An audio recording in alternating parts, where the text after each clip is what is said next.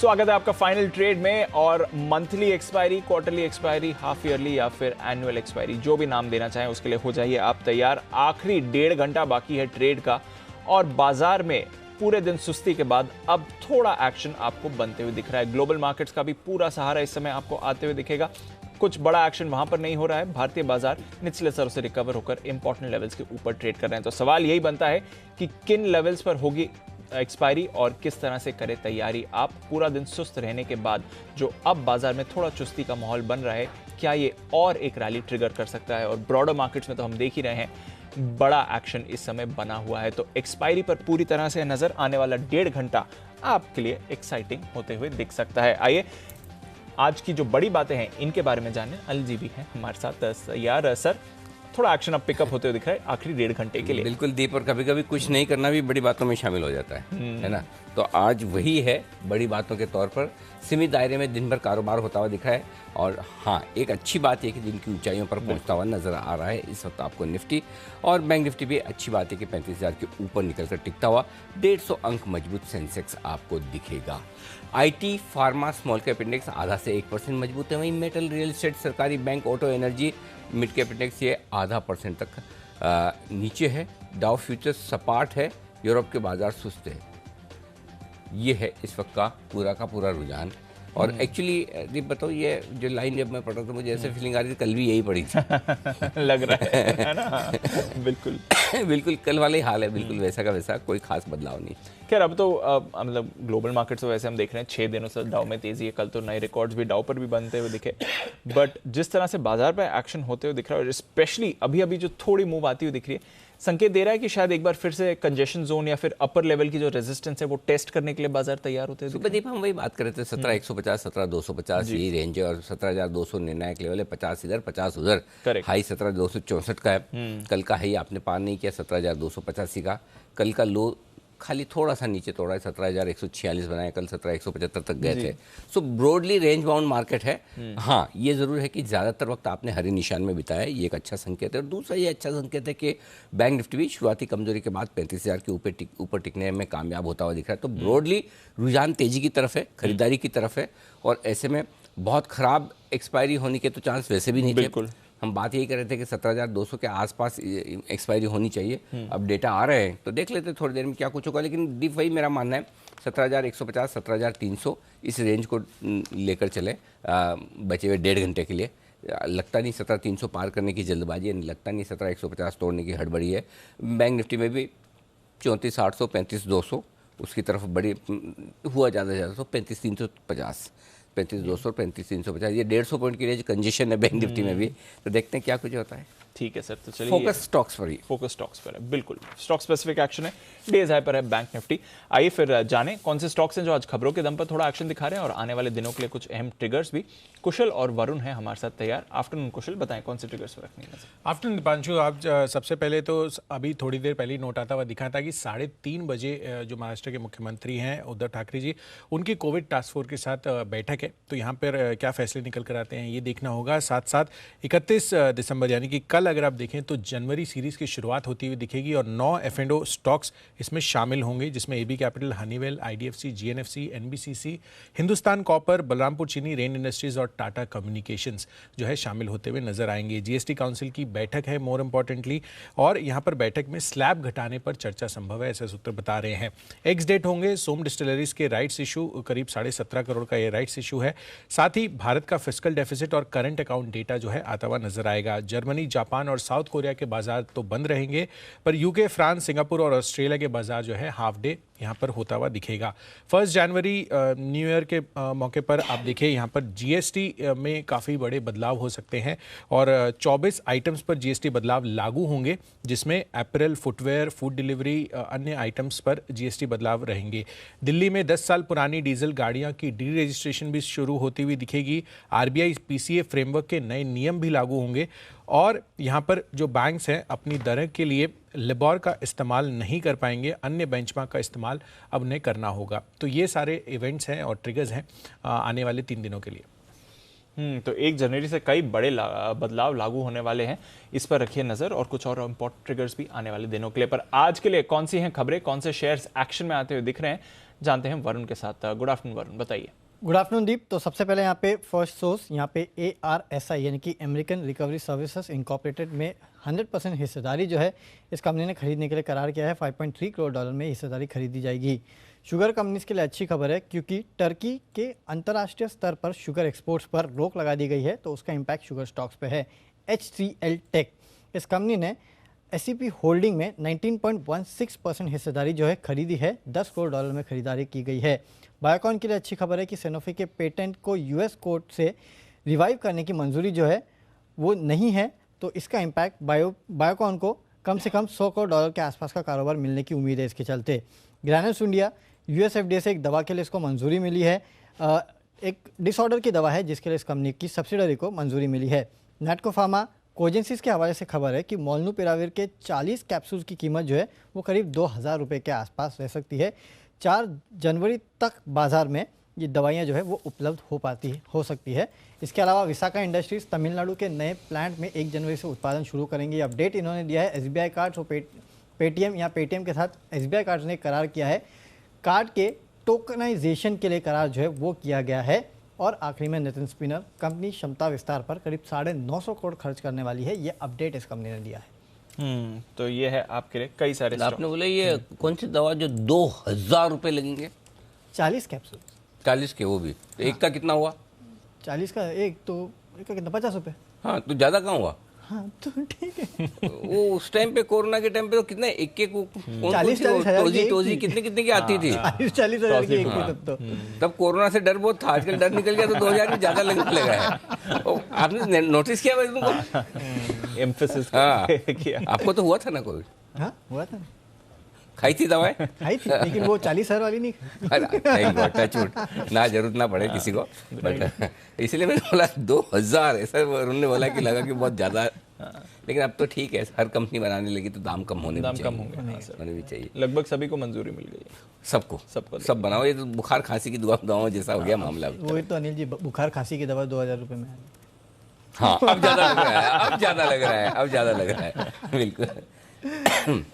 Okay, तो ये है आपके लिए कुछ अहम खबरें जहां पर रखनी है आपको नजर। आइए कुछ स्टॉक्स भी हैं जो एक्शन में आ रहे हैं, एक एक करके हमारे एक्सपर्ट्स का करते हैं स्वागत और जानते हैं कुछ स्टॉक्स के बारे में। बंसल जी, कुणाल जी, साथ ही वागले साहब, सुमित जी, मुदित गोयल साहब और संदीप जैन साहब हमारे साथ हैं तैयार। इप्का लैब्स, इस पर आपको एक्शन होते हुए दिख रहा है। अभी कुछ खबर भी आई थी प्रेफरेंशियल इशू को लेकर, वहां से भी स्टॉक में तेजी बनी है। वैसे 2-3 दिनों से ये काउंटर थोड़ा एक्शन में आ भी रहा है। जैन साहब, ट्रैक कर रहे हैं आजकल इप्का लैब्स, कोई राय बन रही है सर?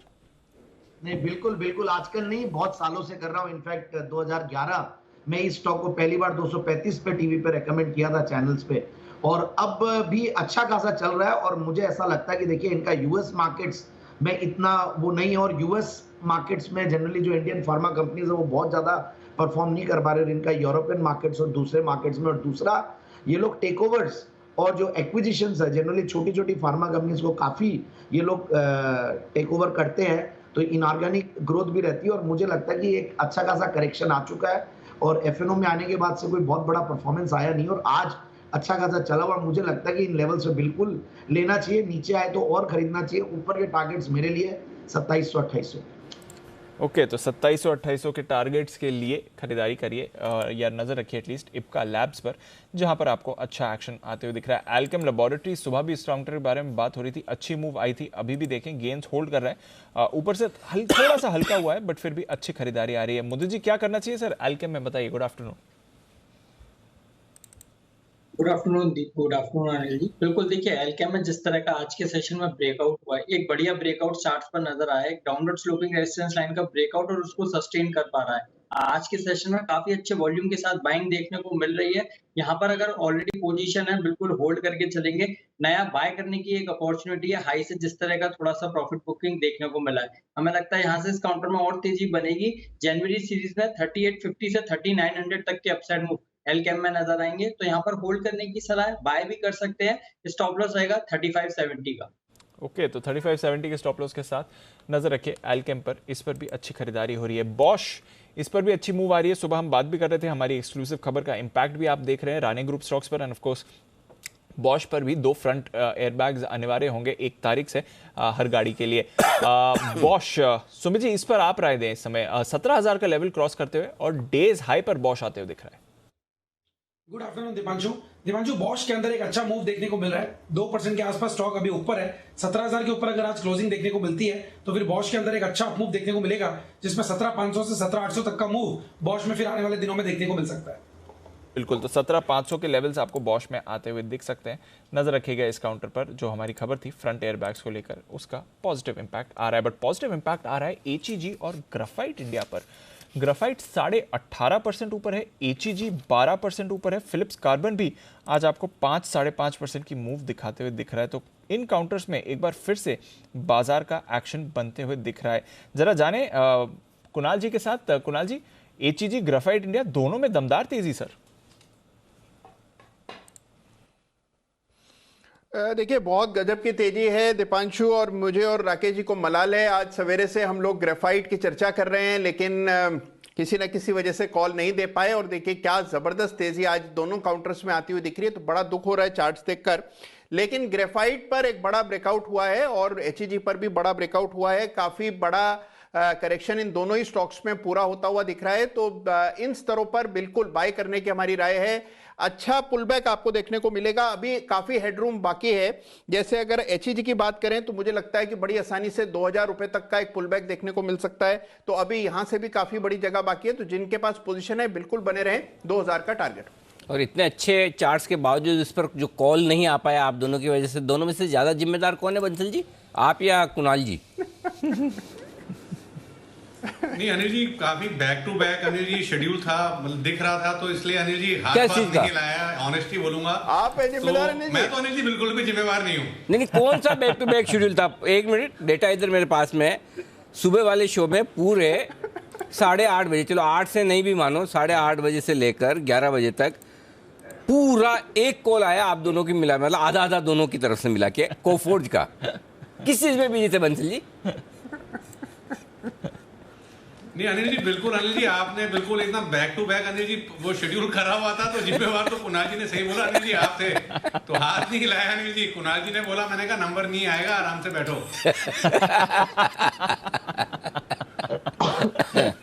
चलिए कोई बात नहीं, ठीक है। अब की बार वाला कुछ ऐसा रहे तो आप इमरजेंसी बटन प्रेस कीजिएगा कि मुझे बहुत जल्दी से कोई बहुत ही ऐसा कॉल देना है। मुझे खाली इतना बता देना, वो जो पिछली बार है ना, जो ग्रेफाइट और एचईजी छूट गया था, वैसे ही कोई कॉल आया है तो मुझे तुरंत याद आ जाएगा कि आपको सबसे पहले प्रायोरिटी पे ऊपर लाना है। लेकिन फिलिप्स कार्बन ब्लैक ये है स्टॉक है जो कुणाल जी, राकेश जी परसों भी दिए थे, सेठी साहब ने भी दिया था जी, और मेरे ख्याल से जैन साहब की भी पसंद कर रहा है। तो जैन साहब जरा इस स्पेस पर अपनी राय दें, कुछ अब भी खरीदने लायक बचा है या बढ़ गए?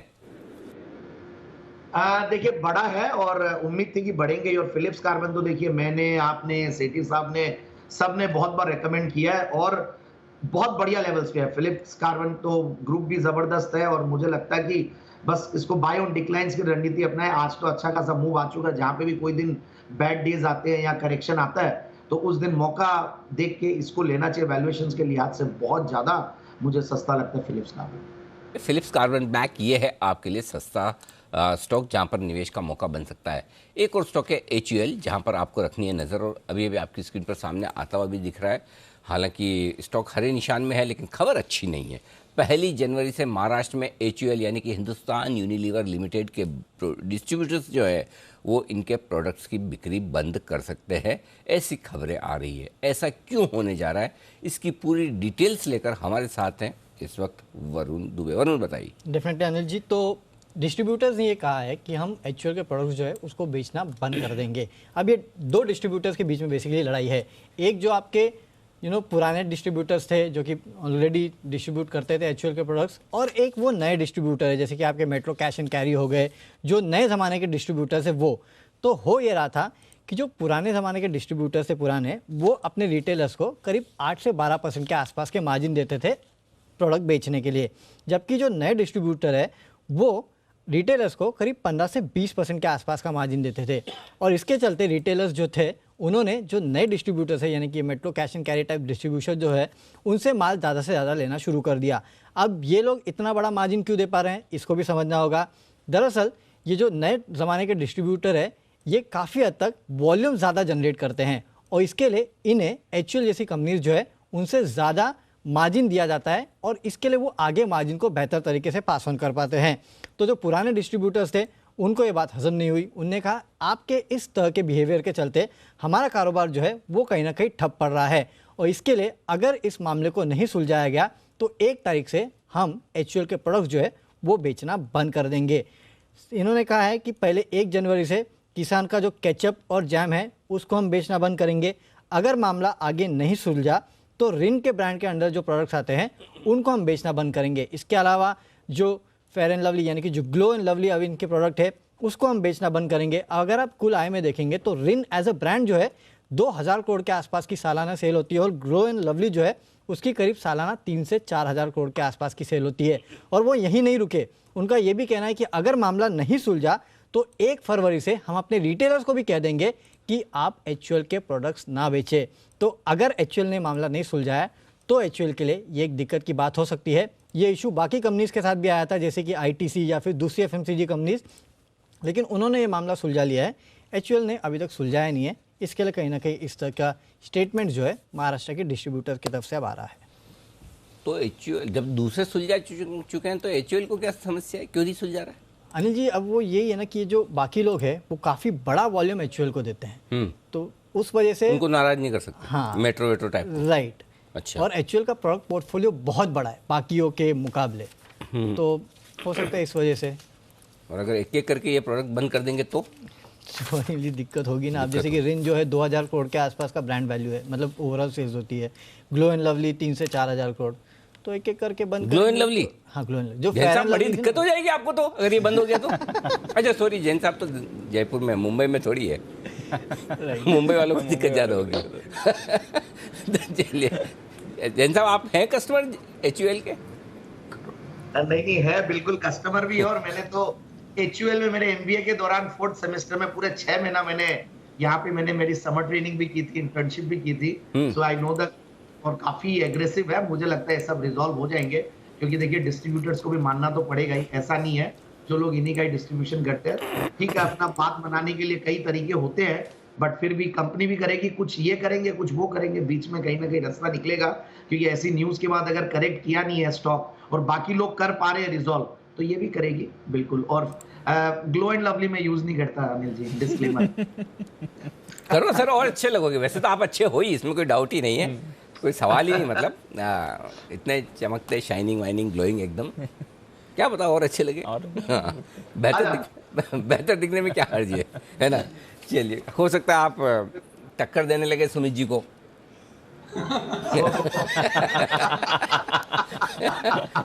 सुमित जी सोच रहे पहले मैं ले आऊँ, इससे पहले कि जैन साहब मेरे बराबर है, थोड़ा आगे निकल जाऊँ। और चलिए, तो ये है आपके लिए HUL पर इंटरेस्टिंग रिसर्च जो वरुण लेकर आए आपके सामने। और 1 जनवरी से HUL पर रखिएगा नज़र। स्टॉक पर तो खैर किसी तरह का कोई खास एक्शन है नहीं। मोदी जी तैयार है क्लोजिंग शो का पहला बिगुल लेकर BTSTT का।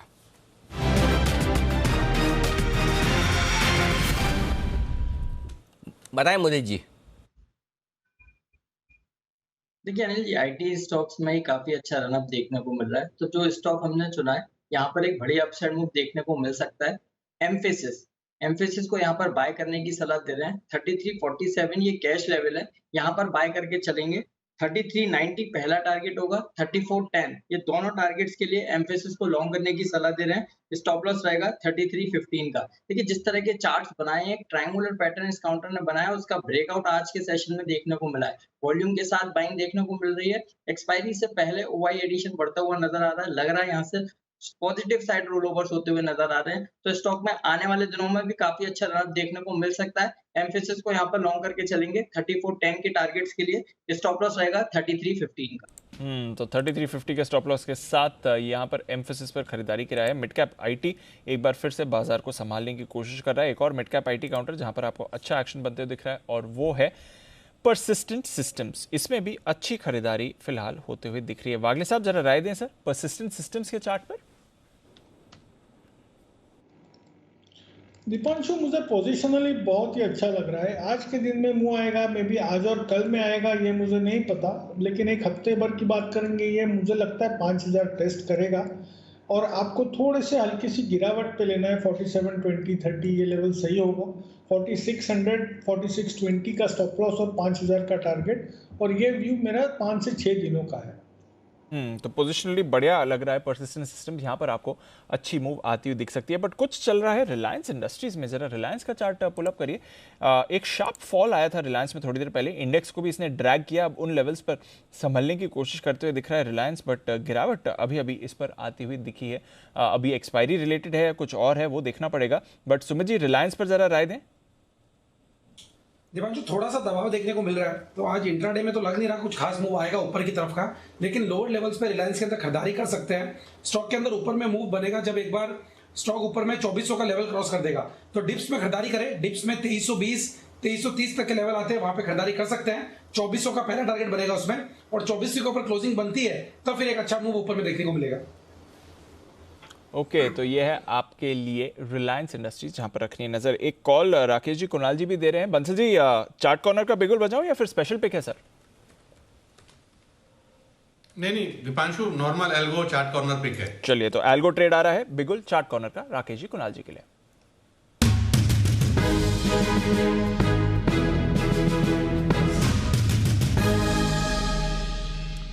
बताएं सर। दीपांशु, बिगुल चाहे नॉर्मल चार्ट कॉर्नर एल्गो है, बट ब्रेकआउट जो है क्लास 1 ब्रेकआउट है, नीट क्लीन क्लियर ब्रेकआउट बड़े चार्ट पे देखने को मिल रहा है। इंटेलेक्ट डिजाइन एरेना पर नीट क्लीन क्लियर ब्रेकआउट है, तो इस पे खरीदारी की राय है। Over to Kunal ji. देखिए, क्लियर ब्रेकआउट आता हुआ दिख रहा है, काफी लंबा कंसोलिडेशन दीपांशु इस ब्रेकआउट के पीछे है। 760 रुपए के ऊपर यह ब्रेकआउट हुआ है, और ऊपर जो अगर आप देखें तो बहुत बड़ी जगह बाकी है। 880 का रिसेंट हाई था, वहां तक ये स्टॉक बड़ी आसानी से जा सकता है, तो इन स्तरों से भी आपको 15% की तेजी देखने को मिल सकती है।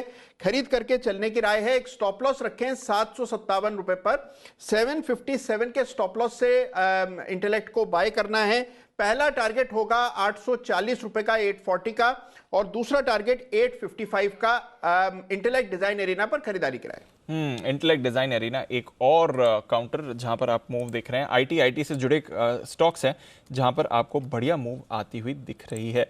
एक और काउंटर जहां पर आज एक बड़ा उछाल आया है और 2-3 ट्रेडिंग सेशंस देखें तो जबरदस्त तेजी में रहा है, और यह है साइबर टेक। इस पर आप बड़ी मूव आते हुए दिख रहे हैं, और ऑफ कोर्स जैन साहब के रेडार पर भी है। जैन साहब, 5 दिनों में 40% की दौड़, पिछले 2 दिनों में ही जबरदस्त एक्शन ही दिखाते हुए चल रहा है। क्या करना है सर अब साइबर टेक में? नहीं, बिल्कुल बहुत अच्छा लगा। आपको याद है 29 अक्टूबर को मैंने ये स्टॉक रेकमेंड किया था 158 लेवल्स पे, और 2-3 बार की, और फर्स्ट टाइम मैंने 60 रुपए पे लास्ट ईयर रेकमेंड किया था, और उसके बाद से गजब का मूव दिया। और ये स्टॉक देखिए, साइबर टेक कहीं ना कहीं जो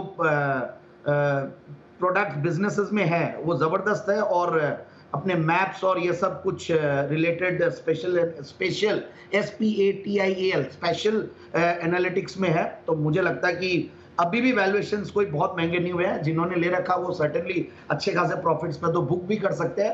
बाकी जिनको लेना वो अब जैसे ही नीचे आए तो लेने की कोशिश करें लॉन्ग टर्म के लिए। तो मुझे यहाँ से और भी बड़े टारगेट्स दिख रहे हैं, क्योंकि गजब के क्वार्टरली रिजल्ट्स और गजब के नंबर्स है, सारे फंडामेंटल्स बहुत जबरदस्त हैं। बिल्कुल जबरदस्त फंडामेंटल्स वाला स्टॉक है। साइबर टेक पर रखिए नजर। जैन साहब की तरफ से एक और रिकमेंडेशन जो कुछ समय पहले आया था, उनके रिकमेंडेड प्राइस से भी 40% की तेजी ये काउंटर आपको दिखा चुका है। एक और स्टॉक जिस पर कल ही चर्चा हो रही थी, अगेन हेल्थ केयर से जुड़ा काउंटर, नारायण हृदयालय, कुणाल जी का कल का पिक ऑफ द डे था और आज एक अच्छी मूव दिखा रहा है। कुणाल जी, 620 का कल आपने पिक ऑफ द डे में इस पर टारगेट दिया था, आज का है 617 का लगा है सर। क्या राय है अब नारायण हृदयालय पर? देखिए, चार्ट अभी भी बहुत दमदार दिखता है दीपांशु। हालांकि कुछ तेजी आज बनी है, लेकिन मुझे लगता है कि ये तो बस शुरुआत है। काफी बड़ा अपसाइड बन सकता है, और उसकी वजह है असेंडिंग ट्रायंगल पैटर्न जो कि इसके चार्ट पर बन चुका है, ब्रेकआउट आ गया है। तो इस स्टॉक से उम्मीद करनी चाहिए कि इसमें आपको 670 के लेवल्स देखने को मिलेंगे। तो मेरी राय में जिन्होंने कल का खरीदा हुआ है बिल्कुल होल्ड करें, और एक ट्रेलिंग स्टॉप लॉस अब 600 पर रख लें। मुझे लगता है 670 तक ये स्टॉक जाना चाहिए।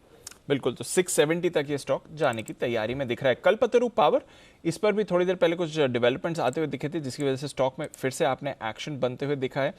जरा मुदित जी, कल्पतरू पावर पर राय दें अपनी चार्ट, कौन से लेवल्स आते हुए दिखते हैं सर? देखिए बढ़िया मोमेंटम में ये काउंटर है। लास्ट 5-7 सेशन से जो बॉटम पुशिंग बन रही थी, आज ब्रेकआउट देखने को मिला है। शॉर्ट टर्म मूविंग एवरेजेस के ऊपर निकल गया और बढ़िया बाइंग नजर आ रही है। तो लग रहा है कि यहाँ से रैली और स्ट्रेच हो सकती है। अपर साइड में 392 पहला टारगेट होगा, 392 के बाद 405, 405 तक की तेजी ये काउंटर दिखा सकता है। यहाँ पर बिल्कुल बाय करके चल सकते हैं। स्टॉप लॉस रहेगा 365। ओके, तो 365 के स्टॉप लॉस के साथ खरीदारी करके आप चल सकते हैं कल्पतरू पावर। इस पर आपको बढ़िया एक्शन आते हुए दिख रहा है। एक्शन में है पूरा का पूरा आईटी स्पेस, और आपके लिए हमने एक एक्सक्लूसिव रिसर्च करी है तैयार, और इसके बाद इस पर जैन साहब की भी एक राय ले ली जाएगी। बट आईटी स्टॉक्स आने वाला समय कैसा रह सकता है और क्यों एक खास वजह है जिसकी वजह से आपको कुछ चुनिंदा आईटी काउंटर्स पर रखनी नजर, जानते हैं इसके बारे में कुशल के साथ। कुशल बताइए, क्या एक्सक्लूसिव रिसर्च लेकर आए हैं आप आईटी पर? बिल्कुल दीपांशु, आप देखिए यहाँ पर जिस तरह से आईटी कंपनियां बायबैक्स करती हुई नज़र आती हैं, आप नतीजे तो आते ही हैं, उसके साथ साथ बायबैक की भी कितनी बड़ी अनाउंसमेंट्स आती हुई नज़र आती है। तो यहाँ पर हमारा जो फोकस है अब बनता हुआ दिख रहा है। आप देखिए लगातार हमने पहले भी आपको रिसर्च करके बताई है, और जिस तरह से यहाँ पर ज़बरदस्त कैश ऑन बुक्स है कंपनियों के पास, वो कहीं ना कहीं FY23 in fact to be more precise, यहाँ पर आपको फर्दर सेट ऑफ बायबैक्स आते हुए नज़र आ सकते हैं। इसमें TCS, इन्फोसिस, विप्रो के पास काफ़ी सारा कैश है। साथ ही मैं इसका आंकड़ा भी आपको बताऊंगा, पर HCL टेक और टेक महिंद्रा के पास भी कहीं ना कहीं कैश का जो अमाउंट है वो काफ़ी सिग्निफिकेंट है बाईबैक करने के लिए। अब आप देखिए 5 कंपनियों के पास कुल मिलाकर 1,30,000 करोड़ रुपए का कैश ऑन बुक्स है। और यही नहीं, आप देखिए पिछले 3 सालों में इनका जो फ्री कैश फ्लोज है वो ऑलमोस्ट 2.2 लाख करोड़ का हुआ है। तो जाहिर सी बात है कि जब भी फ्री कैश फ्लोज इतने अमाउंट में होता है तो कहीं ना कहीं कैश ऑन बुक्स जो कंपनी के पास रहता है उससे वो बाईबैक, डिविडेंड कुछ भी जो है एक्शन ले सकते हैं। तो डेफिनेटली इस वजह से आईटी कंपनियों के जो बाईबैक का ट्रेंड हमने देखा है, 2017 से हमने इसको स्टडी किया, और TCS 3 बारी बायबैक कर चुका है। साथ ही विप्रो ने भी ऑलमोस्ट सिमिलर फ्रीक्वेंसी उनकी भी रही है 2017 ऑनवर्ड्स। HCL टेक, इन्फोसिस और टेक महिंद्रा में 2 और 1 बारी जो है बायबैक होता हुआ नजर आया है। इनफैक्ट आईटी कंपनियों का जो बायबैक है इसमें औसतन 30% कैश जो है इनका कैश ऑन बुक्स का यूज होता हुआ नजर आता है। ये हमारी कैलकुलेशन कह रही है, जो हमने प्रीवियस सेट ऑफ इनके बायबैक्स होते हुए दिखे हैं उसको ऑब्जर्व करके ये निकाला है। और यहाँ पर आप देखिए FY23 में लगभग 40,000 करोड़ रुपए के बायबैक का हम अनुमान करके चल रहे हैं, जिसमें TCS, इन्फोसिस और विप्रो का जो बायबैक है वो संभव है। इनफैक्ट 2017 से अब तक ये कुल मिलाकर जो 5 बड़ी आईटी कंपनियां हैं उन्होंने लगभग 1,10,000 करोड़ का बायबैक ऑलरेडी कर लिया है। और इस बारी जो बायबैक पर खर्च होने वाले हैं उसके अब आंकड़े पर आते हैं, जिसमें TCS 16,000 करोड़ रुपए का बायबैक हम एक्सपेक्ट करके चल रहे हैं, जो कि लगभग अगर आप देखें इनका एज ऑन सितंबर कैश ऑन बुक्स लगभग 50 करोड़ रुपए का है, 1/3 आप इसको कर लीजिए, तो यहाँ पर 16,000 करोड़ रुपए की वैल्यू बन रही है। साथ ही इन्फोसिस यहाँ पर 8,500 करोड़ रुपए का, कैश ऑन बुक्स लगभग 23,000 करोड़ रुपए का है। साथ ही विप्रो 6,800 या आप कह सकते हैं राउंड फिगर में 7,000 करोड़ रुपए का बायबैक विप्रो भी करती हुई नजर आ सकती है।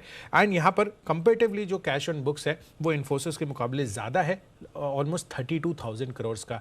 तो ये 3 जो बायबैक के अमाउंट है ये हमारे रिसर्च से हम आपको बता रहे हैं। 40,000 करोड़ के बाद 40,000 करोड़ के बाद, और ये सिर्फ 3 कंपनीज की बात है, और भी बाकी कंपनीज अगर करें तो और बड़ा एक आंकड़ा हो सकता है। जैन साहब, एक और सीजन आने वाला है बायबैक का, जो आईटी सुपर साइकिल की बात हो रही है, इनके कैश फ्लोज बढ़ रहे हैं, लगातार बढ़िया परफॉर्मेंस आ रही है, स्टॉक्स में भी एक्शन है, लगभग सारे दिग्गज काउंटर्स लाइफ हाई है उसके आसपास हैं। तैयार हो जाए सर एक और बायबैक सीजन के लिए? बिल्कुल बिल्कुल, बहुत अच्छी रिसर्च है ये और बहुत टाइमली रिसर्च है। मैं आज सुबह भी जब सुन रहा था तो मुझे सबसे बढ़िया ये चीज लगी कि टाइमिंग इतनी अच्छी, और ये जब भी अब ये क्वार्टरली रिजल्ट्स देंगे तो इस समय पे ही आता है, जनरली दिसंबर, जनवरी, फरवरी, और देखिए अच्छे पैसे बनते हैं। और हम हमारे क्लाइंट्स को, या जो भी मैं ट्वीट भी करता हूं, इन बायबैक्स को कभी भी मिस नहीं करना चाहिए। आप सारे फैमिली अकाउंट्स में 2 लाख तक का जो भी अपॉर्चुनिटी होती है इसको लगाइए। कम से कम 15-15, 20-20 हजार बने हुए हैं, 25,000 तक बने हुए हैं इन्फोसिस में लोगों के, TCS में, और 2017 से गजब का ट्रेंड चला है ये। तो 2 तरीके होते हैं, ओपन मार्केट और टेंडर ऑफर। ओपन मार्केट में भी देखिए लास्ट टाइम इन्फोसिस ने किया तो अच्छा खासा सपोर्ट मिला, 1350-1400 से कैसे आज 1900 रुपए जब से उन्होंने ये अनाउंस किया। बाकी TCS फैंटास्टिक पैसा बनता है, HCL tech, Wipro, all the IT companies, और ये वर्ल्ड ओवर ट्रेंड है क्योंकि ये लोग एक कैश जनरेटिंग मशीन है। हर साल जो इतना पैसा कमाते हैं, इनऑर्गेनिकली भी लोग ग्रो करने की कोशिश करते हैं, एक्विजिशंस करते हैं, बट फिर भी ये जो रूट है इसको हम लोग हमारे रिटेल इन्वेस्टर्स को बिल्कुल एग्रेसिवली प्रमोट करते हैं। और एक डिस्क्लेमर भी दूंगा कि मैं भी मेरे सारे फैमिली अकाउंट्स में बिल्कुल इस अपॉर्चुनिटी को ग्रैब करता हूं, मैं कभी भी मिस नहीं करता इसको। बिल्कुल, तो ये अपॉर्चुनिटी हाथ से ना जाने दीजिए। और इसमें एक और इंटरेस्टिंग बात है, जब बायबैक आते हैं स्टॉक्स में एक्शन तो रहता है, but over a period of time stocks buyback price को भी आसानी से क्रॉस कर लेते हैं। इन्फोसिस आई थिंक 1750 में लास्ट बायबैक आया था, आज देखिए 1900 का लेवल पर ट्रेड कर रहा है।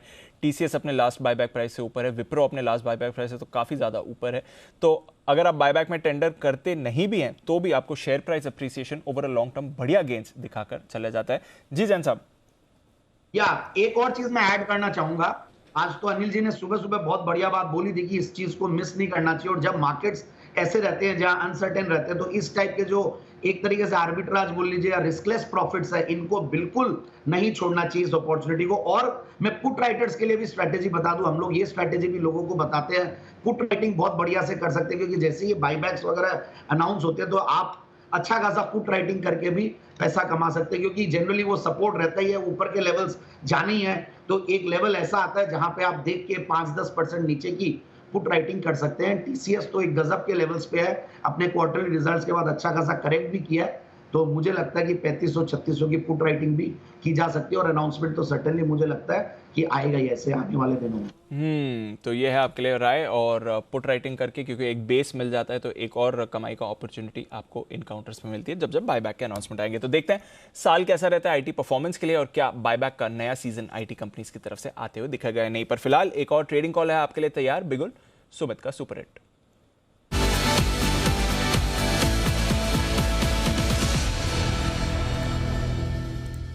बताएं सुमित जी। दीपांशु, एक बाय का स्टॉक है और इस स्टॉक में क्विकली ऊपर का मूव आ सकता है। स्टॉक के नाम में है क्विक और स्टॉक का नाम है क्विक हिल। क्विक हिल एक बड़े साइडवेज कंसोलिडेशन का ब्रेकआउट दिखा रहा है। स्टॉक 2021 अगस्त 2021 के हाई ब्रेक कर रहा है। 245 246 अभी करंट मार्केट प्राइस है। क्विक हिल के अंदर जिस तरह से आज एक कैंडल फॉर्म हो रही है और वॉल्यूम्स के साथ ये कैंडल फॉर्म हो रही है, ऐसा लग रहा है कि ये स्टॉक यहां से ऊपर में 260 रुपए से लेके 275 रुपए तक का मूव जल्दी दिखाएगा। पिछले 6 महीने का साइडवेज मूव का आज ये ब्रेकआउट दिखा रहा है। 245 के ऊपर क्लोजिंग देखने को मिलती है तो 260 और 275 ये लेवल जल्दी ही क्विक हिल में ऊपर की तरफ देखने को मिल सकते हैं। नीचे में 230 232 का सपोर्ट है, तो 230 का स्टॉप लॉस से क्विक हिल में खरीदारी करें 260 से 275 के टारगेट्स के लिए। ओके, 260 से 275 के टारगेट्स के लिए खरीदारी करके चलें क्विक हील। ये है आपके लिए राय सुमित जी की तरफ से। एक और बढ़िया कैश कॉल जहां पर आपको रखनी है नजर। कैश स्टॉक्स की बात निकली है तो आपको रोज दमदार कॉल्स देते हैं सेठी साहब। और आइए वक्त है स्वागत करने का सेठी साहब का। सदाबहार सेठी साहब अपनी शॉर्ट टर्म पिक्स के साथ। कभी कभी खुशी के लिए कुछ ज्यादा नहीं, एक अनजान दोस्त ही काफी है। एबिक्स कैश हर खुशी के लिए काफी है।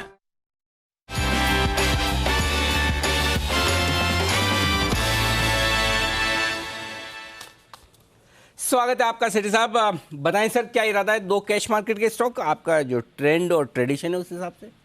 हाँ, good afternoon Anil ji. Good afternoon Deepanshu. बिल्कुल अनिल जी, दो कैश मार्केट के स्टॉक्स है, दोनों में खरीदारी करनी है।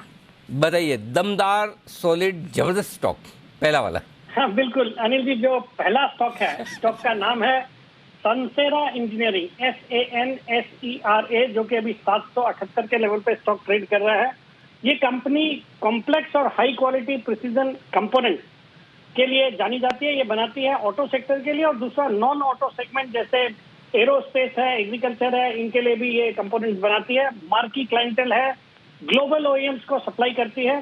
बाकी अनिल जी, हाल ही की लिस्टिंग है, सितंबर 16 को इसका IPO आया था। IPO आया था 744 के लेवल पे, उसके बाद और वो सब्सक्राइब हुआ था अराउंड 11.47 टाइम्स, और उसके बाद अच्छी लिस्टिंग के बाद स्टॉक 889 के हाई करके वापस से करेक्ट हुआ, और अब ये बिल्कुल वापस चलने को तैयार लगता है। और उस जो IPO के पहले एंकर इन्वेस्टर्स को भी 382 करोड़ का स्टॉक दिया गया था, और उसमें जितने नामी गिरामी नाम है, गवर्नमेंट ऑफ सिंगापुर, फिर Abu Dhabi investment authority, Nomura, Axis, ICICI Pru, इन सब ने इसमें एंकर इन्वेस्टर्स के तौर पे हिस्सेदारी ली थी। बाकी सितंबर तिमाही भी बहुत ही अच्छी थी। पैट आया 50 करोड़ का, जो कि जून क्वार्टर में 16 करोड़ का पैट था। मुझे लगता है ये स्टॉक यहाँ से बहुत अच्छा कर सकता है। यहाँ पे खरीदारी करने की सलाह 778-79 के लेवल पे मिल रहा है, जो लेवल है बराबर खरीदारी करने का। 810 का मेरा शॉर्ट टर्म का टारगेट है और 760 रुपए का स्टॉप लॉस। 760 रुपये का स्टॉप लॉस, 810 के टारगेट के लिए करें खरीदारी। ये है सनसेरा इंजीनियरिंग। आइए दूसरा स्टॉक भी जान लें, बताएं सर। अनिल जी, दूसरा स्टॉक वही सेक्टर से है जिसकी अभी चर्चा भी हो रही थी और जो मेरे पिछले कुछ दिनों से उस सेक्टर से एक स्टॉक आता ही है, मिड कैप आईटी। मैंने हाल ही में कई सारे mid cap IT stocks recommend करे। अभी सुमित जी ने क्विक हिल की बात करी, वो भी मैंने 220 रुपए के लेवल पे दिसंबर के फर्स्ट वीक पे रिकमेंड किया हुआ है, आज 245 हो गया। बाकी R Systems, Datamatics, eClerx, Sonata, Nucleus, FSL, Cyient, इन सबको मैंने पिछले कुछ दिनों में रिकमेंड किया और सबने अच्छा किया है। आईटी सेक्टर की तो बिल्कुल एक ड्रीम रन चल रहा है। यहाँ से आज मैंने पिक किया न्यूजन सॉफ्टवेयर को। 586 के लेवल पे ये स्टॉक ट्रेड करता है। ये कंपनी सॉफ्टवेयर सर्विसेज और प्रोडक्ट डेवलपमेंट के कारोबार में है। वर्कफ्लो ऑटोमेशन, फिर डॉक्यूमेंट मैनेजमेंट और इमेजिंग, इस तरह के सेगमेंट में काम करते हैं। स्टॉक का अभी 580 के लेवल पे प्राइस चल रहा है। बाकी सॉलिड फंडामेंटल्स है। ऑपरेटिंग प्रॉफिट मार्जिन है 27%। एक जीरो डेट कंपनी है। सितंबर तिमाही भी बहुत अच्छी थी, 37 करोड़ का पैट था, जो कि क्वार्टर ऑन क्वार्टर 21 करोड़ के जून के पैट के सामने 37 करोड़ का पैट था। FISDI अराउंड 28% ओन करते हैं और इसमें MIT यानी कि मैसाचुसेट्स इंस्टीट्यूट ऑफ टेक्नोलॉजी भी 1.61% ओन करती है। फिर बाजार के दिग्गज निवेशक मुकुल अग्रवाल जी भी 1.57% ओन करते हैं। अब सॉलिड फंडामेंटल्स है, रिटर्न रेशियोज भी बहुत अच्छे हैं। इस स्टॉक को खरीदारी करने की सलाह। और मुझे लगता है जितने आईटी स्टॉक्स है, भले ही मिड कैप हो या फ्रंटलाइन आईटी काउंटर्स है, ये जो दिसंबर क्वार्टर के रिजल्ट्स को प्ले करने का एक बहुत ही अच्छा सेक्टर हो सकता है। हमने एक्सेंचर के हाल ही में नतीजे देखे, उनकी गाइडेंस देखी, तो हम extremely bullish on this sector और मुझे लगता है ये सब स्टॉक अच्छा करेंगे। और इसमें न्यूजन में मेरा शॉर्ट टर्म का टारगेट है 615 रुपए का, स्टॉप लॉस रखना है 575। 615 का टारगेट, 575 का स्टॉप लॉस। न्यूजन टेक सॉफ्टवेयर ये एक और स्टॉक है। जैन साहब को भी तो पसंद था मेरे ख्याल। जैन साहब आपके जेम्स, वैसे तो जैन साहब के जेम्स में इतना 1 साल हो गया, कौन सा बचा है अब? अगर ढंग ढंग का कोई क्वालिटी स्टॉक है तो अब तक तो पहुंच ही गया होगा, क्योंकि अब तो रिपीट भी आने लगे। जैन साहब था आपके पोर्टफोलियो में ये? बिल्कुल बिल्कुल। जैन साहब के जेम्स में मैंने इस स्टॉक को बहुत ही निचले लेवल्स पे रेकमेंड किया और ये कंपनी गजब का परफॉर्मेंस दे रही है और सेठी जी ने सारे फंडामेंटल्स तो बताई दी। और अब जो बढ़िया चीज लग रही है कि ये स्टॉक ऊपर का लेवल जाने के बाद अच्छा खासा एक करेक्शन भी हुआ है। 755 के बाद आज 600 में आईटी स्टॉक मिल रहा है, मार्केट्स को आउट परफॉर्म कर रहे हैं। तो बिल्कुल ये स्टॉक और इतने बड़े बड़े नामी ग्रामी इन्वेस्टर्स का भी कॉन्फिडेंस है और अभी भी वैल्यूएशंस महंगे नहीं है। बिल्कुल आपने सही कहा अनिल जी, अब थोड़े बहुत रिपीट भी करने पड़ते हैं, क्योंकि कई बार ऐसा लगता है कि अच्छे लेवल्स पे अगर स्टॉक आ जाए तो सेम स्टॉक को रिपीट करने में कोई बुराई नहीं है। एंट्री लीजिए और वापस से पैसा बनता है। ऐसा ही मैंने साइबर टेक में किया था। फर्स्ट टाइम 60 रुपए पे किया, फिर वापस से 160 पे भी किया और आज वापस से 230-40 के लगभग हो गया। तो नहीं कि आप पहले से काम करके रखा हुआ है, सर्दियाँ बहुत है, जयपुर में टेम्परेचर भी कम है, कौन रात को लेट सोए, कौन सुबह जल्दी उठे, पुराने में से कोई दे देंगे? नहीं नहीं सर, ऐसा बिल्कुल भी नहीं होता है। देखिए फंडामेंटल्स तो कई बार सारी चीजों के अच्छे रहते हैं, हाँ। अगर टाइमिंग देखने के लिए आपको टेक्निकल्स भी देखना पड़ता है और उसको एकदम बिल्कुल टेक्निकल्स देख के, जैसे आज अभी विकास जी ने दिया ना, एक एकदम कंसोलिडेशन हुआ है 600 रुपए का, एकदम ऐसा लेवल है जहां से डाउनसाइड रिस्क भी कम है और अपसाइड ही बनेगी। तो वैसा ही सर ठंड की वजह से तो काम बिल्कुल नहीं रुकता है। बाकी हीटर वगैरह चलते हैं। आज सुबह गला जरूर से बैठा हुआ था, देखिए अब गार्गल करके ठीक करके आ गया। सुबह सुबह थोड़ा पेंट होता है घर में, तो थोड़ा सा उसकी वजह से भी आपको तो बोलने का अरे जैन साहब आपने दिल पे ले ली बात का, आपको तो खाली बोलने का बहाना था। इशारा तो मेरा वो दिल्ली वालों की तरफ था जिन्होंने सुबह से एक ही कॉल दिया, समझ रहे हो ना आप? धन के बहाने से है। आप तो अपना काम कर ही रहे हो, कोई टेंशन ना ले। बाकी जिनको सुनाना था उनको सुना दिया हमने, पता चल गया है, कोई टेंशन ना ले। ओके, मैसेज चला गया? मैसेज चला गया। ओके ओके, चलिए अब है 2:30 बजे की स्ट्रेटेजी का वक्त, कर लेते चलिए। बिल्कुल सर, आइए अनिल जी के लिए स्ट्रेटेजी का बिल्कुल।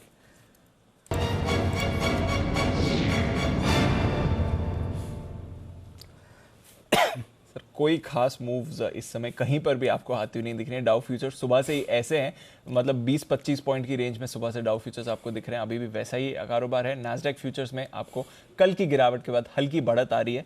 यूरोप में भी बिल्कुल मिला जुला कारोबार है, 1/4% ऊपर से 1/4% नीचे की रेंज में सारे के सारे यूरोप के बाजार दिखेंगे। एशिया में जापान थोड़ा सुस्त था, चाइना और हांगकांग में हल्की सी बढ़त आती हुई दिखी। तो ग्लोबल बाजार ठीक ठाक है सर, कोई बड़ी मूव्स आज भी नहीं आती हुई दिख रही हैं। क्या करना है? देखिए दीप, जो डेटा बता रहे हैं वो कह रहे हैं कि 17,200 के नीचे एक्सपायरी नहीं होनी चाहिए। हम उसके बेहद करीब है, मुश्किल से 15-20 पॉइंट ऊपर है। 17,200 के पुट पर 1,25,00,000 शेयर हैं, हाईएस्ट ओपन इंटरेस्ट है, वो सपोर्ट के तौर पर काम करेगा। और 17,200 के कॉल राइटर्स भी 71 लाख शेयर खड़े, तो वैसे भी 17,200 के आसपास आने पर 17,200 17,175 की रेंज में आपको खरीदारी आती हुई दिखेगी। हो सकता है कल की तरह एक आखिरी आधे घंटे में थोड़ा सा एक कभी डिप दिखा दे क्योंकि पुट कॉल रेशियो थोड़ा हायर साइड पर है, 1.24 पर है, ओवरबोट तो नहीं है लेकिन हायर साइड पर है। सो एक कभी कभी लॉन्ग अनवाइंडिंग हो 25-50 पॉइंट धर ऐसे जल्दी से गिर जाता ना, लेकिन क्लोजिंग 17,200 के ऊपर होनी चाहिए, ये डेटा में दिख रहा है। सो संभावना ज़्यादा है कि आप 17,200 के नीचे नहीं जाएंगे, जाएँ तो कुछ क्षणों के लिए जाकर वापस आ जाएंगे। 17,150 17,200 स्ट्रॉन्ग सपोर्ट जोन है बचे हुए समय के लिए। 17,250 17,300 स्ट्रॉन्ग बिकवाली और रुकावट की जगह भी है। 17,250 के कॉल्स पर 72 लाख शेयर हैं, वो रुकावट का काम करेंगे। 17,300 पर हाईएस्ट ओपन इंटरेस्ट है 1,15,00,000 शेयरों का। सो आपके दोनों वो वॉल बन गई 17,200 17,300। सो ज़्यादा संभावना ये लग रही है कि 17,215 से लेकर 17,235 की रेंज में एक्सपायरी होनी चाहिए इस 20 पॉइंट में, यानी कि आप ज़्यादा कुछ करेंगे नहीं, ऐसा लग नहीं रहा, यहीं पर कहीं घूम फिर के एक्सपायरी कर देंगे, ऐसी संभावनाएं ज़्यादा दिख रही है। ठीक है। बैंक निफ्टी 35,000 के ऊपर हैं आप, 35,000 के नीचे एक्सपायरी की संभावना कम है। क्यों? 45 लाख शेयर हैं, ओपन इंटरेस्ट में हाईएस्ट है। 35,200 के ऊपर भी नहीं होगी। 35,200 पर 33 लाख शेयर हैं कॉल्स में, हाईएस्ट तो नहीं है, हाईएस्ट के बराबर ही हैं। तो ऐसे में 35,200 जो बार बार कई दिनों से हम क्लोजिंग बेसिस पे होल्ड कर रहे हैं, संभावना है कि आज भी वहीं पर होना चाहिए। अगर फिर भी कोशिश करके बैंक निफ्टी को नीचे जाने की कोशिश हुई तो अलग बात है, लेकिन लग नहीं रहा कि 35,000 के नीचे बंद होंगे। 34,900 35,000 स्ट्रॉन्ग सपोर्ट है, 35,200 35,300 स्ट्रॉन्ग रिकावट है। 35,200 300 की रेंज में बेचिए, 34,900 35,000 की रेंज में खरीदिए। 17,150 200 में लीजिए, 17,250 17,300 में बेचिए। अब आप कहेंगे इतनी इतनी तो रेंज है, बहुत छोटी रेंज है। कुछ मत करो, कुछ मत करो, जाने दीजिए, एंजॉय करो, इंतजार करो कल का। करेक्ट, ईयर एंड है वैसे 9:15 बजे का नया, और 9:15 बजे के बाद 3:30 बजे का। बिल्कुल, वहाँ पर तो और है मस्ती की पाठशाला। इंतजार है सर, कुछ खास करना है? हाँ बिल्कुल खास है, नए साल पे कुछ ना कुछ खास है, बढ़िया, मजा आएगा उसमें। पॉइंट ये है, बता दूं, थोड़ा हिंट तो दे दीजिए। हिंट दीजिए कि भाई आप सब लोगों को तैयारी ये करनी है कि आप सब लोगों को एक रेजोल्यूशन लेना है नए साल पे। और हर साल हम रेजोल्यूशन तो लेते ही हैं, कुछ न कुछ प्रण लेते हैं कि ये तो ज़रूर करेंगे, वो तो ज़रूर करेंगे। और आज तक का रिकॉर्ड है सबसे ज़्यादा नए साल में रेजोल्यूशन लेने का फ़ायदा जिम वालों को होता है। आदमी जाता है जिम की मेंबरशिप लेके आता है, 1 या 2 दिन जाता है, फिर पूरे साल भर वापस जाता नहीं, वापस 1 तारीख 2 तारीख को जाता है ना। सो वैसा इस तरह के बहुत सारे रेजोल्यूशन आपने अब तक ले लिए जीवन के। कोई 25 बसंत, 30 40 50 बसंत आप देख चुके हैं, कोई वागले साहब की तरह 60-65 साल के भी हो चुके हैं। तो आप सब ये सब तो कर चुके हैं, होता कुछ भी नहीं है। तो अब हम चाहते भी नहीं कि आप ये एक्सरसाइज फिर से करें। तो बढ़िया ये है कि अब आप रेजोल्यूशन ले, लेकिन किसी और के लिए, किसी और के लिए। हाँ, अच्छा।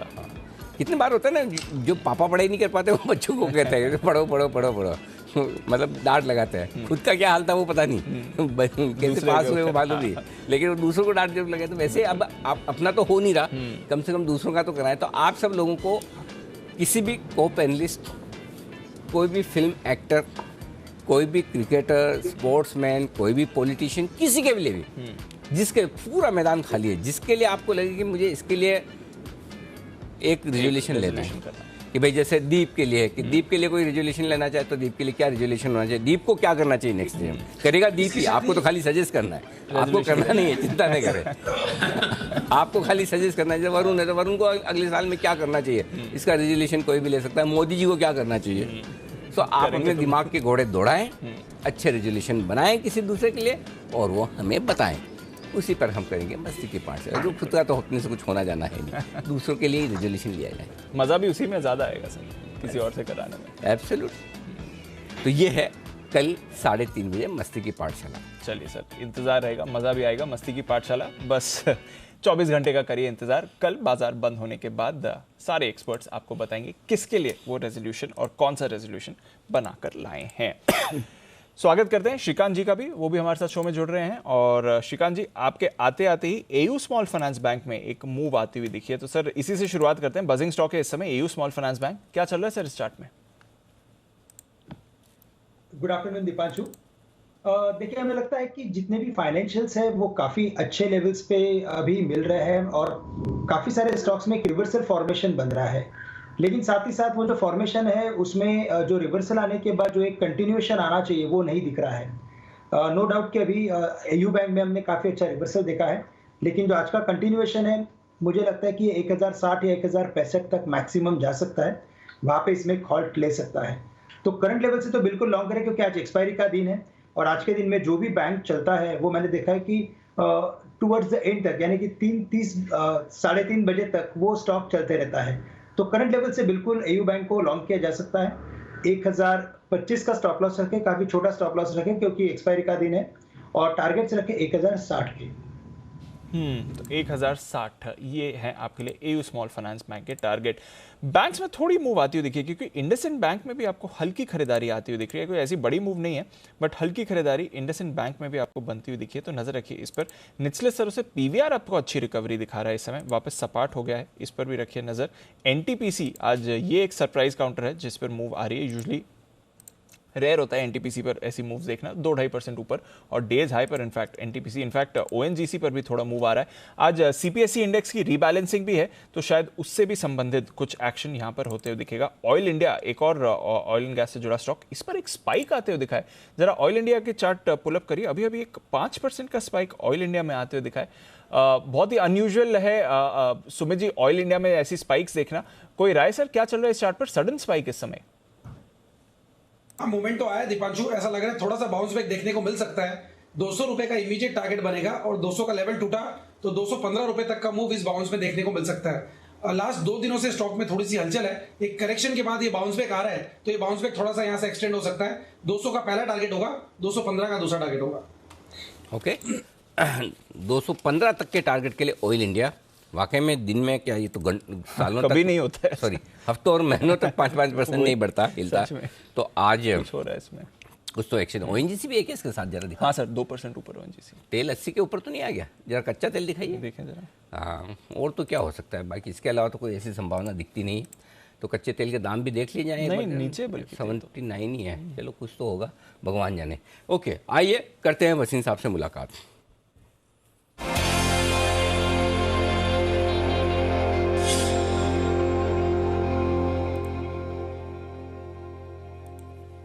स्वागत है आपका वसीम साहब, बताएं सर पहले तो अपडेट्स।